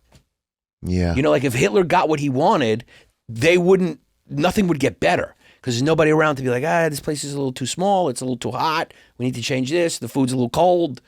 And then nobody knows what's good or not. But then that never ends, though. Yeah, you got to curtail it back. I think at some point you got to Christian it back a little. Because then it's like if you get so far down that this is wrong, then you're just at the point where it's like the freedom thing. It's like, when does this ever... Right, it's like too negative, too negative, too negative. Right, well, it's like there's always going to be a problem. Right. Like at some point, you can't always have a problem. Right. At some point, things have got to be like, this is good enough. Right. Because then that fosters greed. Because you're like, it's not, this is bad. Maybe this will fix it. This will fix it. There's a problem every way you look. Right, there's a problem every way you look at everything. It's tough. The only way to be okay is for us to just fucking die. Do you think, I've thought about this sometimes, like, do you think that humans are supposed to be here? When you look at the rest of nature, it's really interesting. It's like... You know, it's really fascinating to me. At this point in my life, I believe that our perspective is as involved in what reality is as reality is in and of itself. Huh? You know what I mean? Like me and you could be going through the same town, right? And like, let's say I'm hungry. Like what, walking through it or driving? Well, we're strolling. Okay. We're strolling. Or does that even matter? It doesn't even matter, but I like the visual of it. We're walking, hanging out. We're talking. All right. It's a real mellow talk. We're chilling. Your mullet's moving a little bit because there's a little breeze. Ooh, yes. Yeah. Nice. My hair looks stupid because my mother-in-law cut it. Yeah, and nice I got to figure out a way to get out of that, but that keeps happening. Well, you guys live with her. Well, you know, I told her once I got another haircut, and she like made some like passive-aggressive comments, and now I'm locked into this haircut. Dude, when I was young, this lady, Miss Bobby, used to cut my hair, right? And she wasn't even, I don't know if she haircut or not, but she had a stroke one time, and I didn't know what had happened. I didn't know if she was doing something or whatever. I just met her. And so I fucking sat in this room, bro, in the haircutting chair while she laid on the floor for like 6 minutes. Dude, I had no idea what was going on. Did you ever find out? Or Huh? Yeah, her daughter came in the room and was like, oh my God, they're having a stroke, and they called the ambulance. Holy But it was crazy, man. I just remember, I didn't know if she had taken a nap or if she was just so old or something. You know? Did that cause any trauma for you while you're getting a haircut? Are you like, do you keep asking, are you okay? I actually ended up cutting my own hair at some point in my life for like probably 15, 17 years. Yeah. But, so we're walking in the place. Okay. You're hungry. I'll say, you're hungry. I want to fuck. All right. Right? So since we're walking, we're inhabiting the same reality, but you're driven by a desire to eat. I'm driven by a desire to fuck. So you're going to notice all the food places. Mm-hmm. I'm going to notice all the whores. Okay. So our realities are different. Mm-hmm. So our desires and our perceptions, I think, create what reality is as much as what it actually is. We're walking through the same place, right? But we're noticing different things. So the reality is different for both of us, even though there's this blank slate of what it is. So it's sort of that thing. Does a tree make a sound in the forest if nobody's there to hear it? Yes and no, because you need the faculty of sound to be able to hear it. So without humans at all, it doesn't make a sound. But the only way, the reason why sound is a phenomenon is because we have ears. So we wouldn't even be asking a question if there was no people here. So you need both for even the question to be asked. So we're part of this. We're like, look, you built this whole shit. This is your imagination. This is just a manifestation of ideas. This is part of reality now, but this was in you. You were like, I like this picture here. I want that thing there. I want smart waters for my guests. This is Theo, like, manifested. So like this is reality, right? But you've made it, and this is like you've built it. You built reality. You know, reality wasn't here without you. It's like, you know, so it's a little bit of a symbiotic relationship happening at the same time.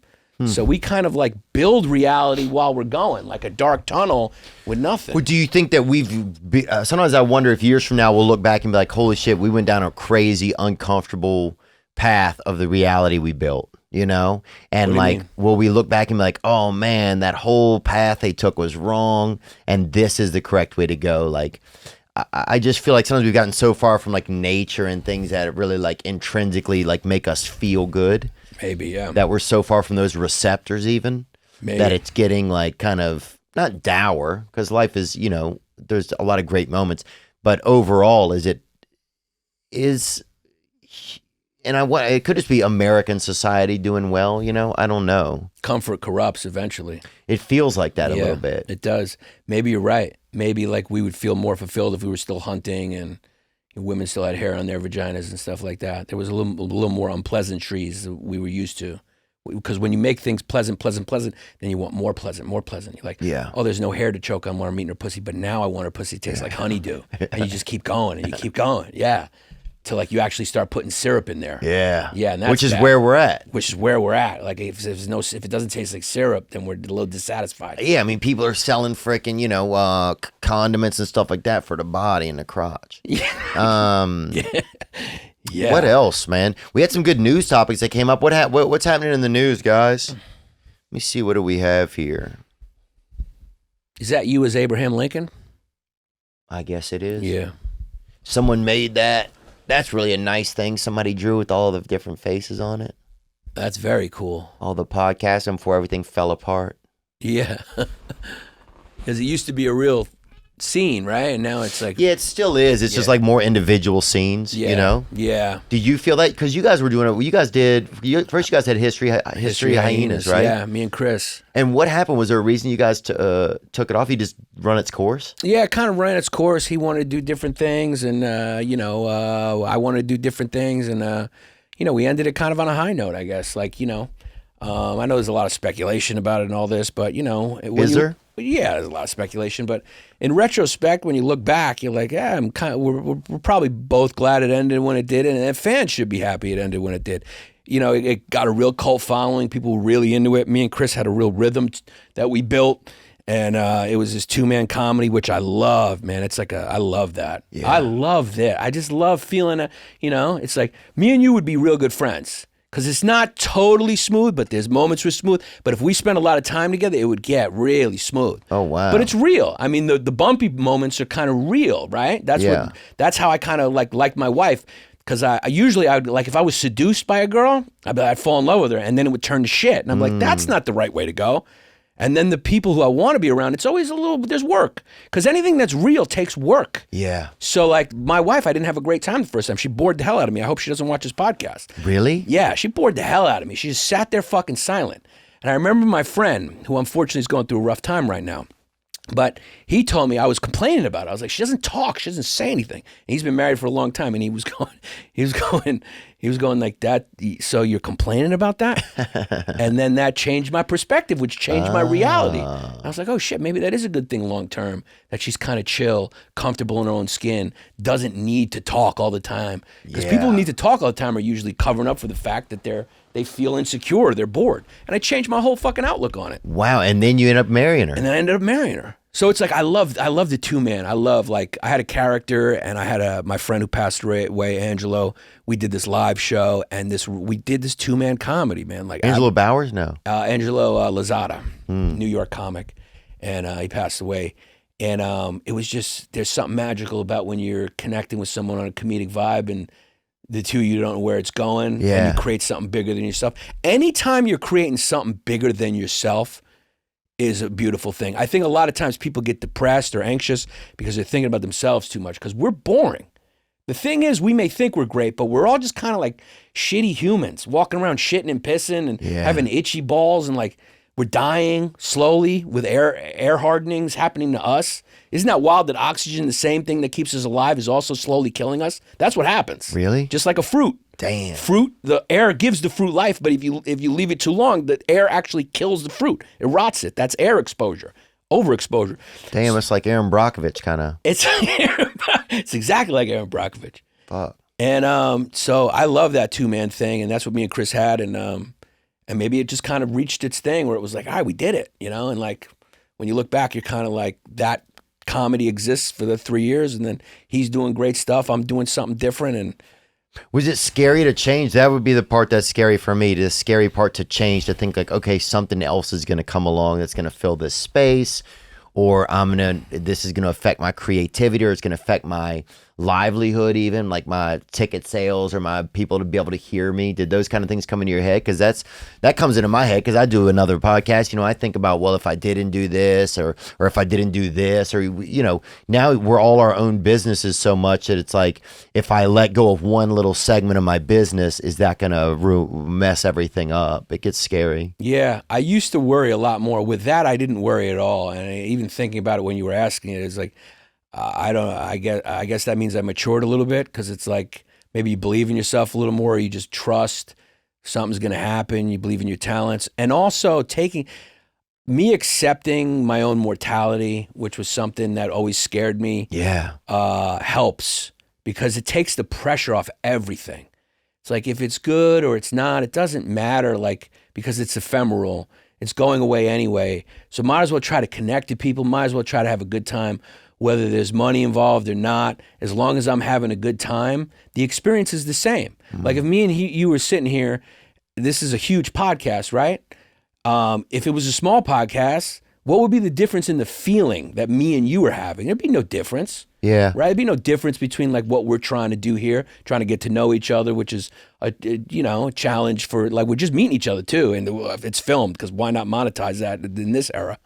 And it's like sometimes my wife talks. I'm like, don't speak unless we got cameras rolling. So I know, like, the other day I invited a friend up that I don't know, but like kind of a buddy out for lunch. And I was like, fuck, it feels insane inviting somebody out, but not to podcast. Because he gets so busy. But go on, I interrupted you. Yeah, no, but I was just saying it's that takes the pressure off for me a lot. That takes the pressure off when I think about that. And I put things into perspective and go, like, when you're talking about, do I get scared? Like, scared about, like, it's going to hurt my ticket sales or my livelihood. That fear always creeps in. But then I realize, like, even if it does, I'm dying anyway. Or even if it doesn't and I get money, I'm still dying anyway. So hopefully I'm having a good time. Damn. And the one thing I did, the silver lining from having that moment when I got shot, and that I can share, and it is an experience that not a lot of people have, that I did have, where you think you're going to die. In that moment, you think it's over. And I did not like the way I felt. Because you have this moment, it's like a dream, where it's hard to explain. Like, like a dream, it's like, how did that happen in 2 seconds? How did that whole story happen? And then scientists are saying, like, it only happens in a second. Your brain somehow does that thing where you get like this recap, where you look at yourself, you have this feeling about who you are, what you've done, everything. And I was like, I didn't like it. And so thankfully I was able to not die then. But I also burdened with this knowledge of, like, fuck, I don't want to feel that again. So, like, when I have that moment when I'm dying, I want to be chill. I want to be able to be like, I like who I am. I like what I did. I like the way I lived. I was true to whatever it is I want to do or who I am. And I tried, at least, or to be brave or to be me or whatever it is. It felt important in that moment. And, like, wow. So I guess that's the silver lining of that moment. It sucked other than that. And, like, knowing, like, oh shit, that's what you live for. You live for that moment. You want that moment to be peaceful. You want that moment, because that moment is coming. There's no way to avoid it for any of us. So all this other shit comes and goes, ups and downs, but that shit is a certainty. And you have that moment of awareness. That's interesting. Are you able to recreate that moment in any other way in your life that you've noticed since then? Or are there times you're like, oh, this is a little bit of a recreation of that? No. Wow. No. There's so much going on. It's so weird, that fucking moment, man. It's a weird moment. Fuck, where were you, laying down? No, I was in the car. So you were sitting in the car? I was sitting in the car dealing with him while it was happening. And also, that's why I'm saying it's so weird, was also like having all these thoughts, and like feelings about people I love, bad things I've done. And you're bleeding.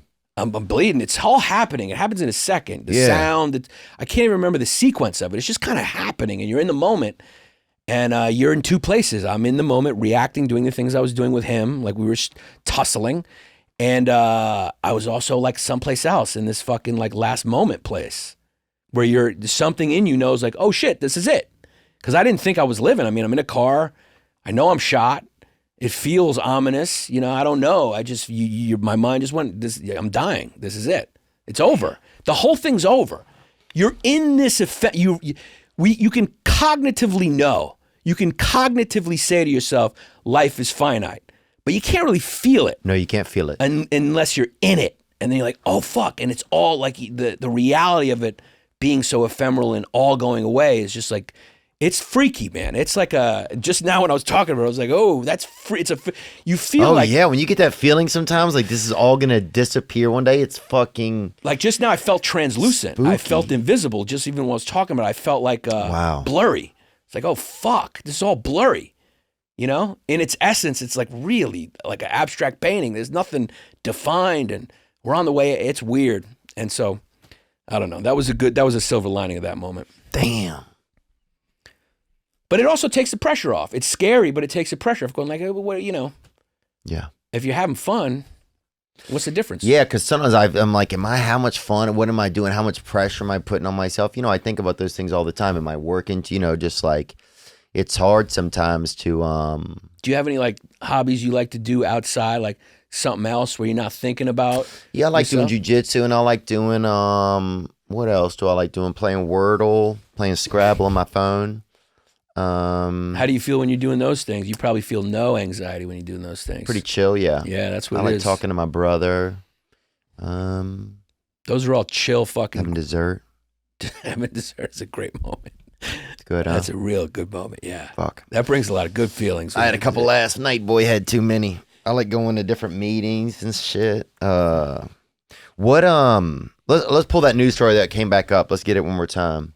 I'm curious as to what happened with the wedding and stuff. Like, where you said, did you have dating issues? What was just some of your stuff there? Because I have a ton of that shit, man. Yeah, well, the wedding material you're talking about, right? Oh, the wedding material. Yeah. But no, just like you had said, like, you know, you didn't think you were going to get married. Because I worry about that sometimes. I was scared, man. Like, when it came... When it comes to commitment, for me, it's real hard. It's real hard. And I had the same thing. I give a lot of credit to my buddy Paul Verzi, who's a comic who has been married for a long time, has kids, they're kind of grown up, was kind of like married before he started making money as a comedian. And that was like his priority was family. And that's what he wanted. And he just helped me. He kind of was he was like my maverick. He guided me in with that. Like, he helped me get the ring. He showed me where to go. He talked me through the feelings. Like, on the night I was going to propose, this is honest to God truth, I felt everything in my body was like, I just want to leave. Wow. I just wanted to get in the car and drive, like Thelma and Louise. I don't even know where I was going. Drive away? I just want to drive away. I didn't want to do it. Every fear hit me. And then I did it, and it felt incredible. It was incredible when I did it. But it was the opposite before. I couldn't sit still in my skin. Like, I was just like, I can feel that. Oh God, I was just uncomfortable. I wanted to leave. I wanted to get out of my body, out of the situation. But okay, so you have those feelings, but was it telling you the situation is wrong? The feeling was telling me the situation is wrong. Everything's wrong. I was doing everything, but it was just the fear of commitment. You know, it was a fear of commitment. It was the fear of the choice I was making, which I knew would have consequences. That was something outside of myself, and it has to do with my issues growing up. And it's hard. It's hard to face that shit. That's the scariest thing I could ever think of, dude. Scariest, yeah. And look, marriage is like, it's work. But it's like stand-up's work too, right? And we love stand-up. We love comedy. It's work sometimes. But like flying on planes and doing all that shit's work. But then when we're on stage, that's the good part. So it's like, it's real. Our love for stand-up is real. And I look at my love for my wife and I'm like, it's real, you know? We fight. We have different opinions. But overall, like, we support each other. All the good you get out of it is just puts everything in perspective about everything else is not being important. And like, it's family. You have a new family. Yeah. And family never leaves. And you have a womb. You're like, you have a cozy place. You have a cozy place where you can, she's asleep. I go down in the basement and I put my hand on my balls. I watch a game and I feel I'm at home. And that's just a nice feeling, even if she's not with me, which sometimes is nice. She's in another room. Yeah. Jesus, more rooms. That's why it's like fucking more rooms, basements, upper basements. Yeah. And then when you have a kid, it's like, that's the thing, man. I mean, I hate to be so cynical about it, but... No, this is all interesting because I feel a lot of these things. A lot of people do, I think. I mean, even when I'm watching your special and talking about the wedding and stuff and just a lot, it's like, fuck. When you have a kid, you realize what the meaning of life is. It's pretty cynical. It's no different than a string bean or a cockroach. It's like the meaning of life is kind of just like to reproduce. That's what all animals are doing. And when you do it, it's like nature. You don't even have a choice. You just have these feelings of, you loving something more than yourself. And then you're like, everything just feels easier because like, that's what it's about. You're a little like, it's pretty cynical. Like, there's no like great philosophy to figure out or no apex feeling. It's just like to give to her or him or they be or whatever your kid identifies. Them. Yeah. It's just one, but yeah. We only have one seat. Yeah. But that takes you out of yourself. So maybe anything that takes you out of yourself makes you happy. Something bigger than you or outside of you. Yeah, that's the root of a lot of recovery stuff too, is just feeling better, is just getting out of yourself. I respect addicts the most. In fact, I tell my really good friend who's an addict that he's my role model. And I mean that because I know what he has to do. I know what he has to go through. And he's built a family and he's sober and just being sober and that he works out so much and put his addiction in another place. It's just, I know how hard what he does is. I know what he's going through. I have people very close to me who have lost that battle for now in big ways that are painful. And then him to be able to day by day, he's just my role. That strength for me, that's who I look up to. Like I look up to him really. It has nothing to do with career or anything like that. It's like, I know he's fighting that battle, and I have all the respect for people who have to who go through that. I'm lucky enough. It's just lucky that you don't have that. It's like my dad told me, he was very cynical, but he told me it's luck. Most of life is luck. And that was very disconcerting to hear as a young person. But the way he explained it is like, even if you have your health, like Michael Jordan, you go, oh, Michael Jordan, that's not luck. That's it. Yeah, it is. But like, he's lucky he didn't get hit by a car. Right. He's lucky. We're always lucky if we're like healthy or like, nothing bad's happen, because we don't control that shit. Right. There could be a shooter come in here right now and end us. Yeah, and you already got shot. Yeah. So at this point, probably going to be your boy right here. Damn, bro. What are the chances it happens twice? I don't want that. No, you don't want that. But yeah, I can just totally, man, my whole life I've had that when it comes to relationships and stuff like that, commitment, like never wanting to be totally attached to somebody else, like even my girlfriends, I would introduce them a lot of times by their first, and I would just say, this is my friend, or this is like, I would never want to fucking have somebody else have a say in who I was, That means you're independent, you're strong. I mean, it does, but it's also about commitment. Like, it's really about, that's true. Some of it could be independence, but I think some of it's about like, I just want to be totally stand on my own. And I don't want, if somebody thinks something of that person, I don't want it to them think of like, it's like I have some. You don't want it to negatively reflect on you? Right. Yeah. Which is kind of a crazy, selfish way to think. It's not even, it's not a choice I make. It's something that was baked into me. Right. It's something that I know isn't healthy or conducive to feeling okay. Isn't it weird how we're like these sensitive, like of all the species, we're like this most sensitive with feelings and Freudian issues. Like a turtle doesn't think about his childhood. Yeah. A turtle's not like my mom didn't. But it's very valid for humans. It's weird. Like they don't have issues. They don't need therapy. Animals don't need therapy. Yeah, that's why sometimes I'm like, are we this loose end of existence that's not, are we like the appendix, Are we like this thing that wasn't supposed to be there? Like, like that show Lost kind of? Are we like the thing that wasn't supposed to happen? If you lined all the animals and stuff up, like we kind of fit in a little. Yeah. But we're definitely the outsider. For sure. Big time. We need pavement. We need toilets.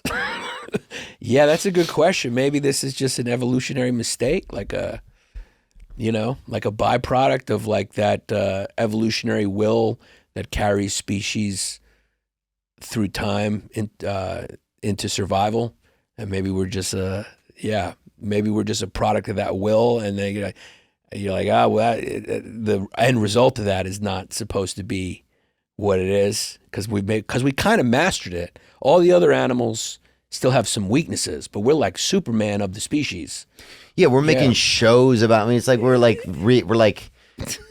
yes, we're making shows about life, and we're like you're living it. We're doing it twice, right? Subway, we're doing holograms. We're perfecting. We're making it look perfect, even though it's not. Right. It's like. Yeah. It's interesting, man. It's interesting to think. Yeah. But then also I can feel a God a lot of times. I can feel that there's a power that's greater than me, Gotta be. So it's like that makes you think you're connected to something else, that there is some purpose, because I have no doubt that I feel a God, So, it's just my perception.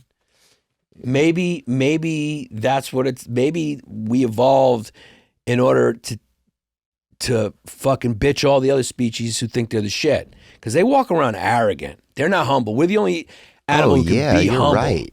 I mean, fucking lions walk around like their shit don't stink, dude. And it's like, look, I get it. You're beautiful. They're so beautiful. They're fucking killing machines and they run shit, but not anymore.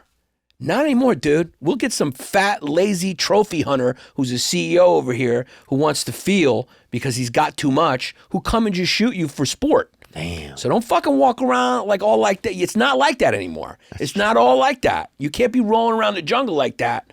So maybe we get humbled by God. Maybe we're their God, and that was our purpose because they were fucking acting up. Maybe they were all sinning. Like, why the fuck they got to be dicks like that? Why does a hyena have to kill his brother and sister just because he wants to be the bad one and show his mother that he can survive more? Why not help him? Why not find out what he's good at? He's your brother. Yeah, he's not as strong as you, but maybe he's good at puzzles or some shit. Yeah. Yeah. Yeah, raccoons eat their children if they want to have more sex. They're probably going to hell. That's bad. That's sinning. They have to. So maybe we were like their God and be punishing them. You could easily, if you open the door to, imagine you open the door to hell and there aren't 1 million raccoons in there. You would have to be disappointed. You'd be like, dude, they're allowed to do that, and I'm going to hell because I cheated on my math test. That would be bad. Dude, there's a picture of some dogs having sex when we were young, and my brother and I are both hugging one of the dogs around the neck. Pretty cool. Wait, say that again? There's a picture of 2 dogs mating, our neighbor's dogs, and Yeah. my brother and I are both hugging one of the dogs around the neck. We don't know that they're mating. Oh, okay. We just think they're buddies or like Yeah, because you said that, and I was like, best friends. That's a moment right there. Yeah. Well, they were fucking, and you just guys got in. Great picture. Probably never happened. Yeah. That might be one of the only times 2 people hugged 2 animals while they were mating and got a picture out of it. Yeah. Like that's one of those rare things. You like is Theo and his brother the only people who did that? Who made that happen? Yeah, you could Google that right now. It would not be there. That's one of those things. You could Google most things, something would come up. I guarantee you if he Googles right now, 2 brothers hugging 2 animals fucking. Let's see 2 it. brothers hugging 2 animals fucking. 0 comes up. Yeah, brothers hugging Mating animals. mating animals. I told you. Well, What's the closest thing we got? Is there anything right there? What's that picture with the humans in it? Nope. Oh, that's autism. Damn. Every time they sneak that autism hug in there, baby. Damn. Every time, baby. Damn. I love it. If there's anything like human hugging sex animals, it's always autism is where they go. In there. Let's hit a couple news topics and then we'll get Yannis out of here. You got to make sure to catch his special Mom Love. I can only vouch for the first 34 minutes of it, but man, it was awesome, dude. Dude, thank you. And thank you for saying that. Thank you for having me. I appreciate it. This is the way to like get the word out, and like you got a big audience, so I appreciate you having me, man. Yeah, it's cool, man. I'm glad to get to meet you and spend time with you. Yeah, I can't believe we haven't over the years, kind of.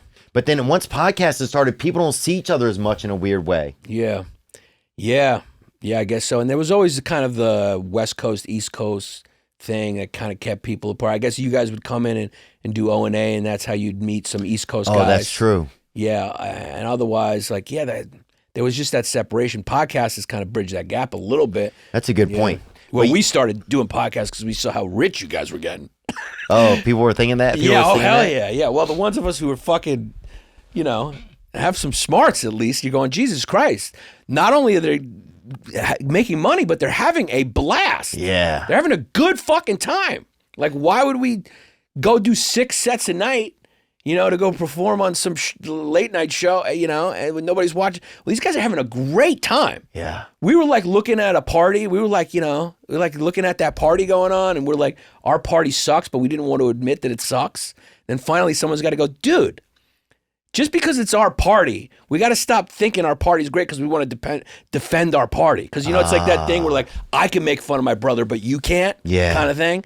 Like, even though I know he's stupid, but only I could say it. You can't. And then you're going like, dude, just like join the party, man. They're having a blast. They're making comedy. They're having fun. They're talking to each other, laughing. Yeah. And making a new type of comedy. This is a new thing. Like, stand-up was a thing that came along during vaudeville when there was no technology where you could film anything. And now it's like, this is a new thing. It's like a mixture of like improv, riffing, stand-up. I don't know what it is, but it's not just radio. It's not just like jokes. It's like it's a podcast. It's a new ethos. Yeah, and it's so, I mean, there's so many now too. It's like, I mean, a few years ago, there was literally, even 3 years ago, I feel like it like doubles, the amount of them doubles. I wonder how often, because it's crazy. Like people years ago that were like, I remember Chris D'Elia was like, I'm never doing a fucking podcast. I remember Amy Schumer was like, poo-poo, you know? And then now everybody's done one. Or if they can do one, they do one. Yeah. You know? Yeah. Even people that's damn rich, I think Biden does one. I don't even know. He doesn't even know if he does one. Isn't that crazy? If you ask him, he might say yes. Yeah. Oh, dude. That freaking child predator. Yeah. Let's look at this right here. Oh, did you see this? The man. What is this about? This is the guy that attacked Chappelle. Says he was triggered. Yeah. Yeah. What is it? Yeah. Which is it? Also, it says an apparent change of tune. That seems like an attorney's probably told him to say this, huh? Yeah, that's a good call. Yeah. Yeah. That gives him much more of a leg to stand on, I feel like. Yeah. It's like, hey, this will get some people behind you. I thought this was fake, actually, when I first heard about this. Oh, Lee is quoted as saying, I identify as bisexual. I wanted him to know what he said was triggering. I wanted him to the next time he should consider first running his material by people it could affect. Can you imagine? No. The arrogance of that statement. Well, if this guy's bi, or, you know, the male side of him should have freaking attacked him. He should have attacked himself before he said it. Well, it's just, you can't, then you don't need to listen to this man. Go listen to a man or woman that you really enjoy, I think. Right. I thought they hired somebody to do this. I really, really did.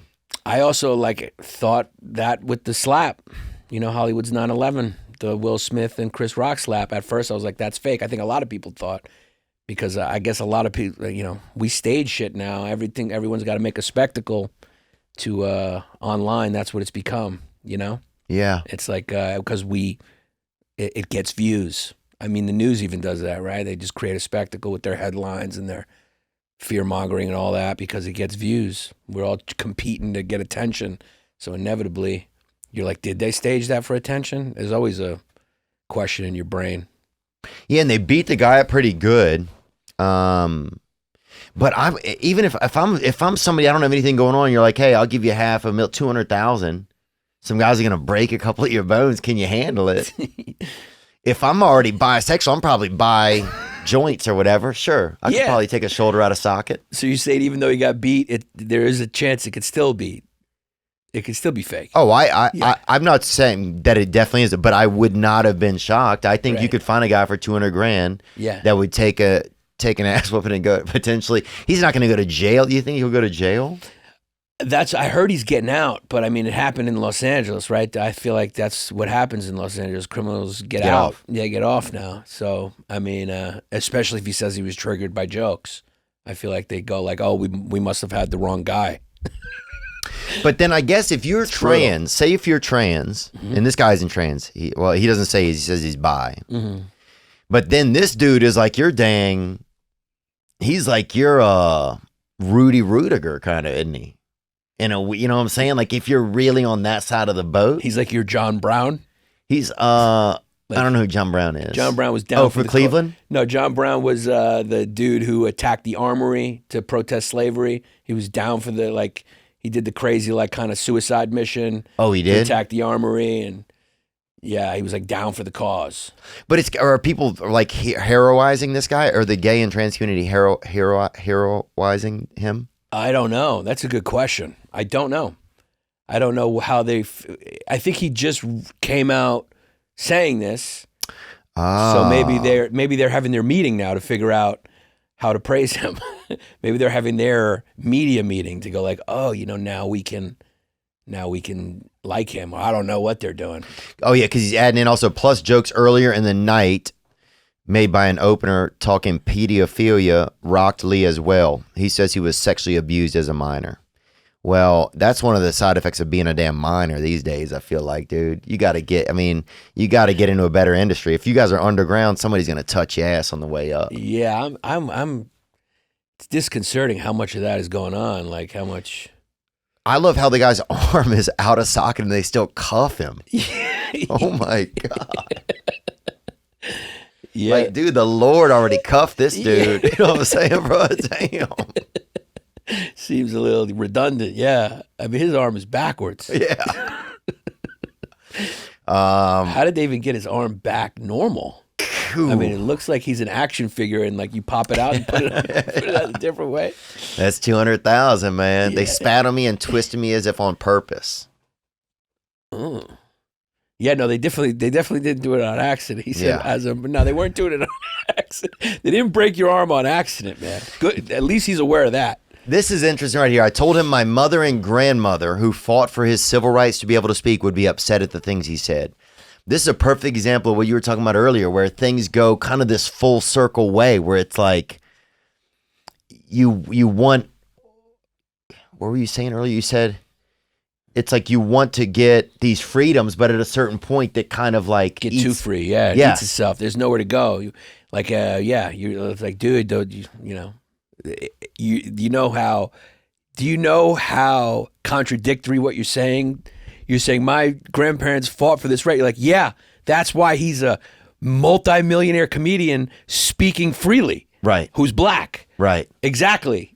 Like that's the end of the road. Like yeah, that's at the a end certain of the road. point, the end. That's you're doing what the cops would do to him back then, or maybe sometimes now. But you're doing what like white America would have done to him back then. So what you're saying makes no fucking sense. You're being the bad person, but he doesn't see that. He has no awareness of it. Yeah.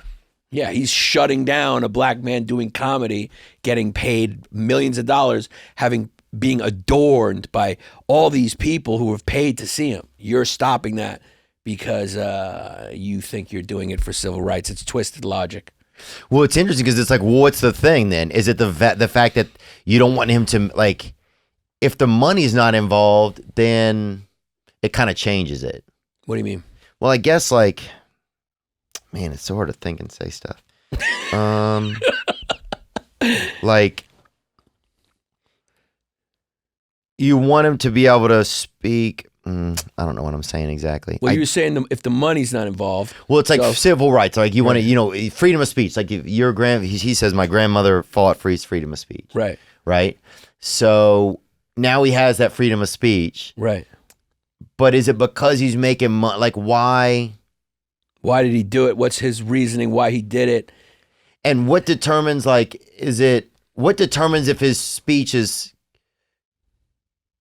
free or not? Like at what point is it the fact that he's making, I don't know what I'm saying exactly. Well, I mean, the ridiculous thing is he's making jokes. Right. So that's it means your society's in a weird place when the jesters are being attacked. Because right, this is specifically a place where he's making jokes. He's making jokes, man. I mean, he says on the sign, it's like this is a comedy show. It's a comedy weekend. I mean, even this guy knows that. I mean, Dave Chappelle's a comedian. Dave Chappelle does not work at a auto body shop. Yeah, he's a comedian. Everyone knows who he is. Yeah. People aren't paying to go watch him fix a car. They're watching him do jokes. And so when comedians are getting attacked, you start going like, oh, society may be getting a little unhealthy. Because the kings, you know, they would keep a jester around to keep them honest, to tell them the truth with jokes. That's what we do. We sugarcoat the truth a little bit. So it's like, you know, I just want to say like, hey, maybe the jester's right? Isn't that what we do? We kind of put a little candy over the truth. Like, you know. Yeah, if you don't want to hear the jester anymore, then that's a little bit strange. Then there's something strange. Something's off. The society is not healthy. And it's the black community keeps attacking their own kind. Yeah. Which is bizarre. That is bizarre. All right, what else we got? Any other good news story came in? Sometimes it's nice to podcast because I don't have to go deal with the rest of my life. Isn't that crazy? Even though it's a great life, it's like you just have to make choices and do things. I think it's the same reason why you listen to a podcast or watch a movie. It's like sometimes it's like you just don't want to have to, I don't know. I sound ungrateful. No, but I know what you're saying. Is right now you're in the moment. You're not thinking about tough stuff. Yeah, that's what I'm saying. Yeah, I'm just not having to think about tougher stuff, you know? Yeah. My sister's trying to buy a house. I'm going to help her look at that. It's like I'm going to have to make choices about, you know, all cool stuff, but it's like, there just feels like less responsibility right now. Well, that's why the audience probably connects with it so much because, like you said, you're doing the same thing they're doing. We're both taking a break. Yeah. You're taking a break. The audience is taking a break. Then when it's over, it's like, oh, now I got to go help my sister buy a house. I got to get back to shit. Yeah. There's probably someone watching right now who also is helping their sister buy a house. Yeah, that's true. What do we have here? Yeah, here's an interesting one. New York High Court to determine if Bronx Zoo elephant is a person. Why not? Why not? 2022, why not? Is it a person? I mean, what is going on? Has it paid taxes? That's what I want to know. I mean, how would they even mix those two up? How would they... If it was a person, how did it get to a point where an article needed to be written that they were going to investigate whether it was true? How do you mistake those two things? One's like 10 tons. The other is like 300 pounds if it eats fast food. There's a big difference. Jesus Christ. It says that can the elephant be considered a person? A question was before New York's highest court Wednesday in a closely watched case of whether a basic human right can be extended to an animal. Damn. Oh, so it's more that. Okay, it's more the rights of the animal. They said it's in a 1-acre prison. You know, this goes back to like Black. Have you seen that movie Black Fish? It's about like something happened to black fish, even like whenever whales or whatever with the zoo, and they put them in there in San Diego, and people got upset about it.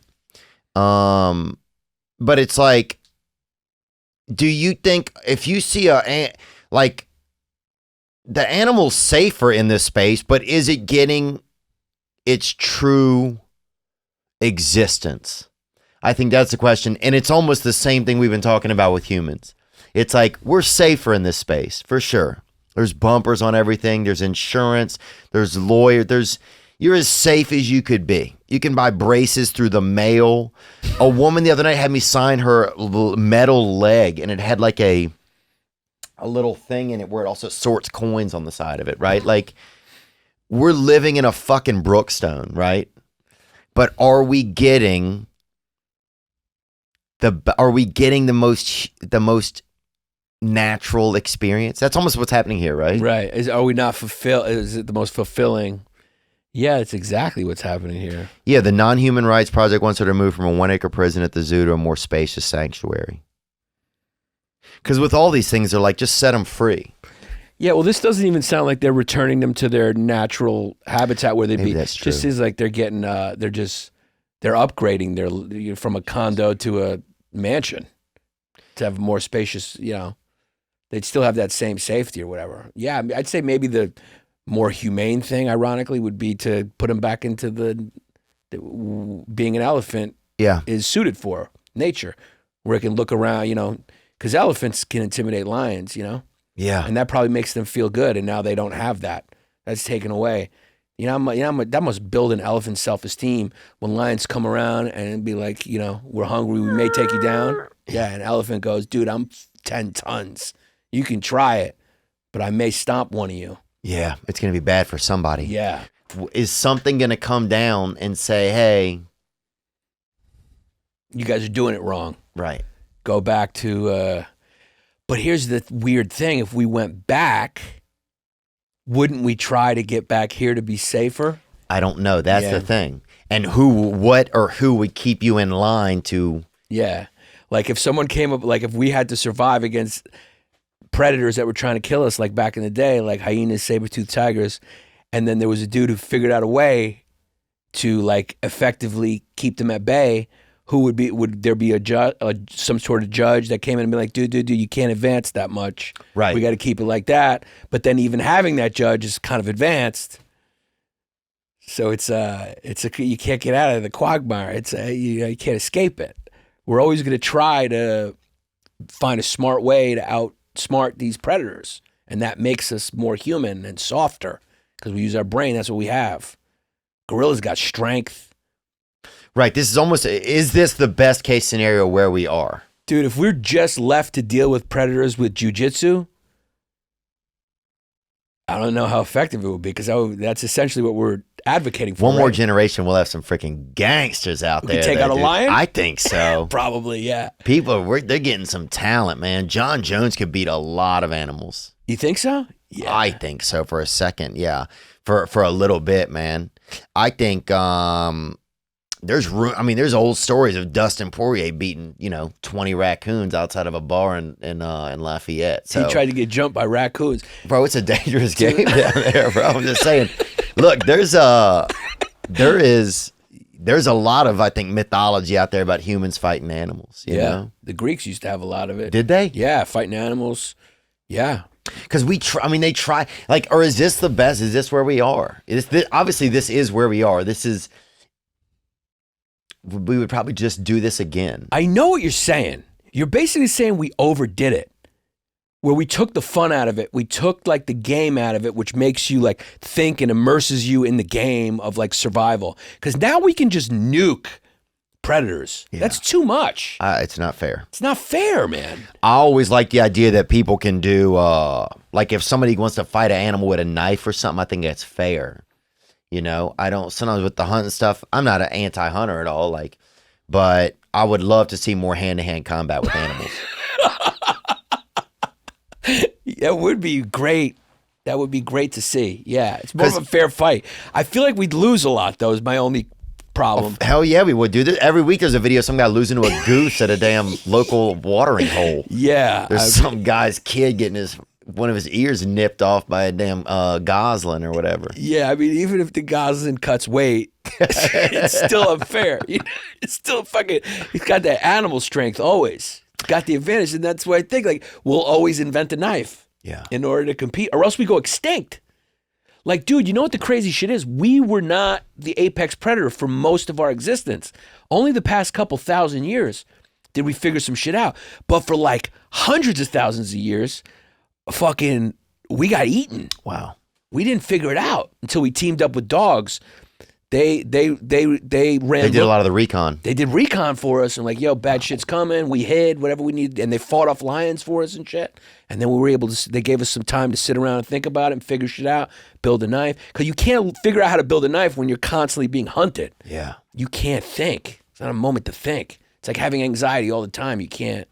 You can't do your best work when you're anxious. So. Oh, amen, man.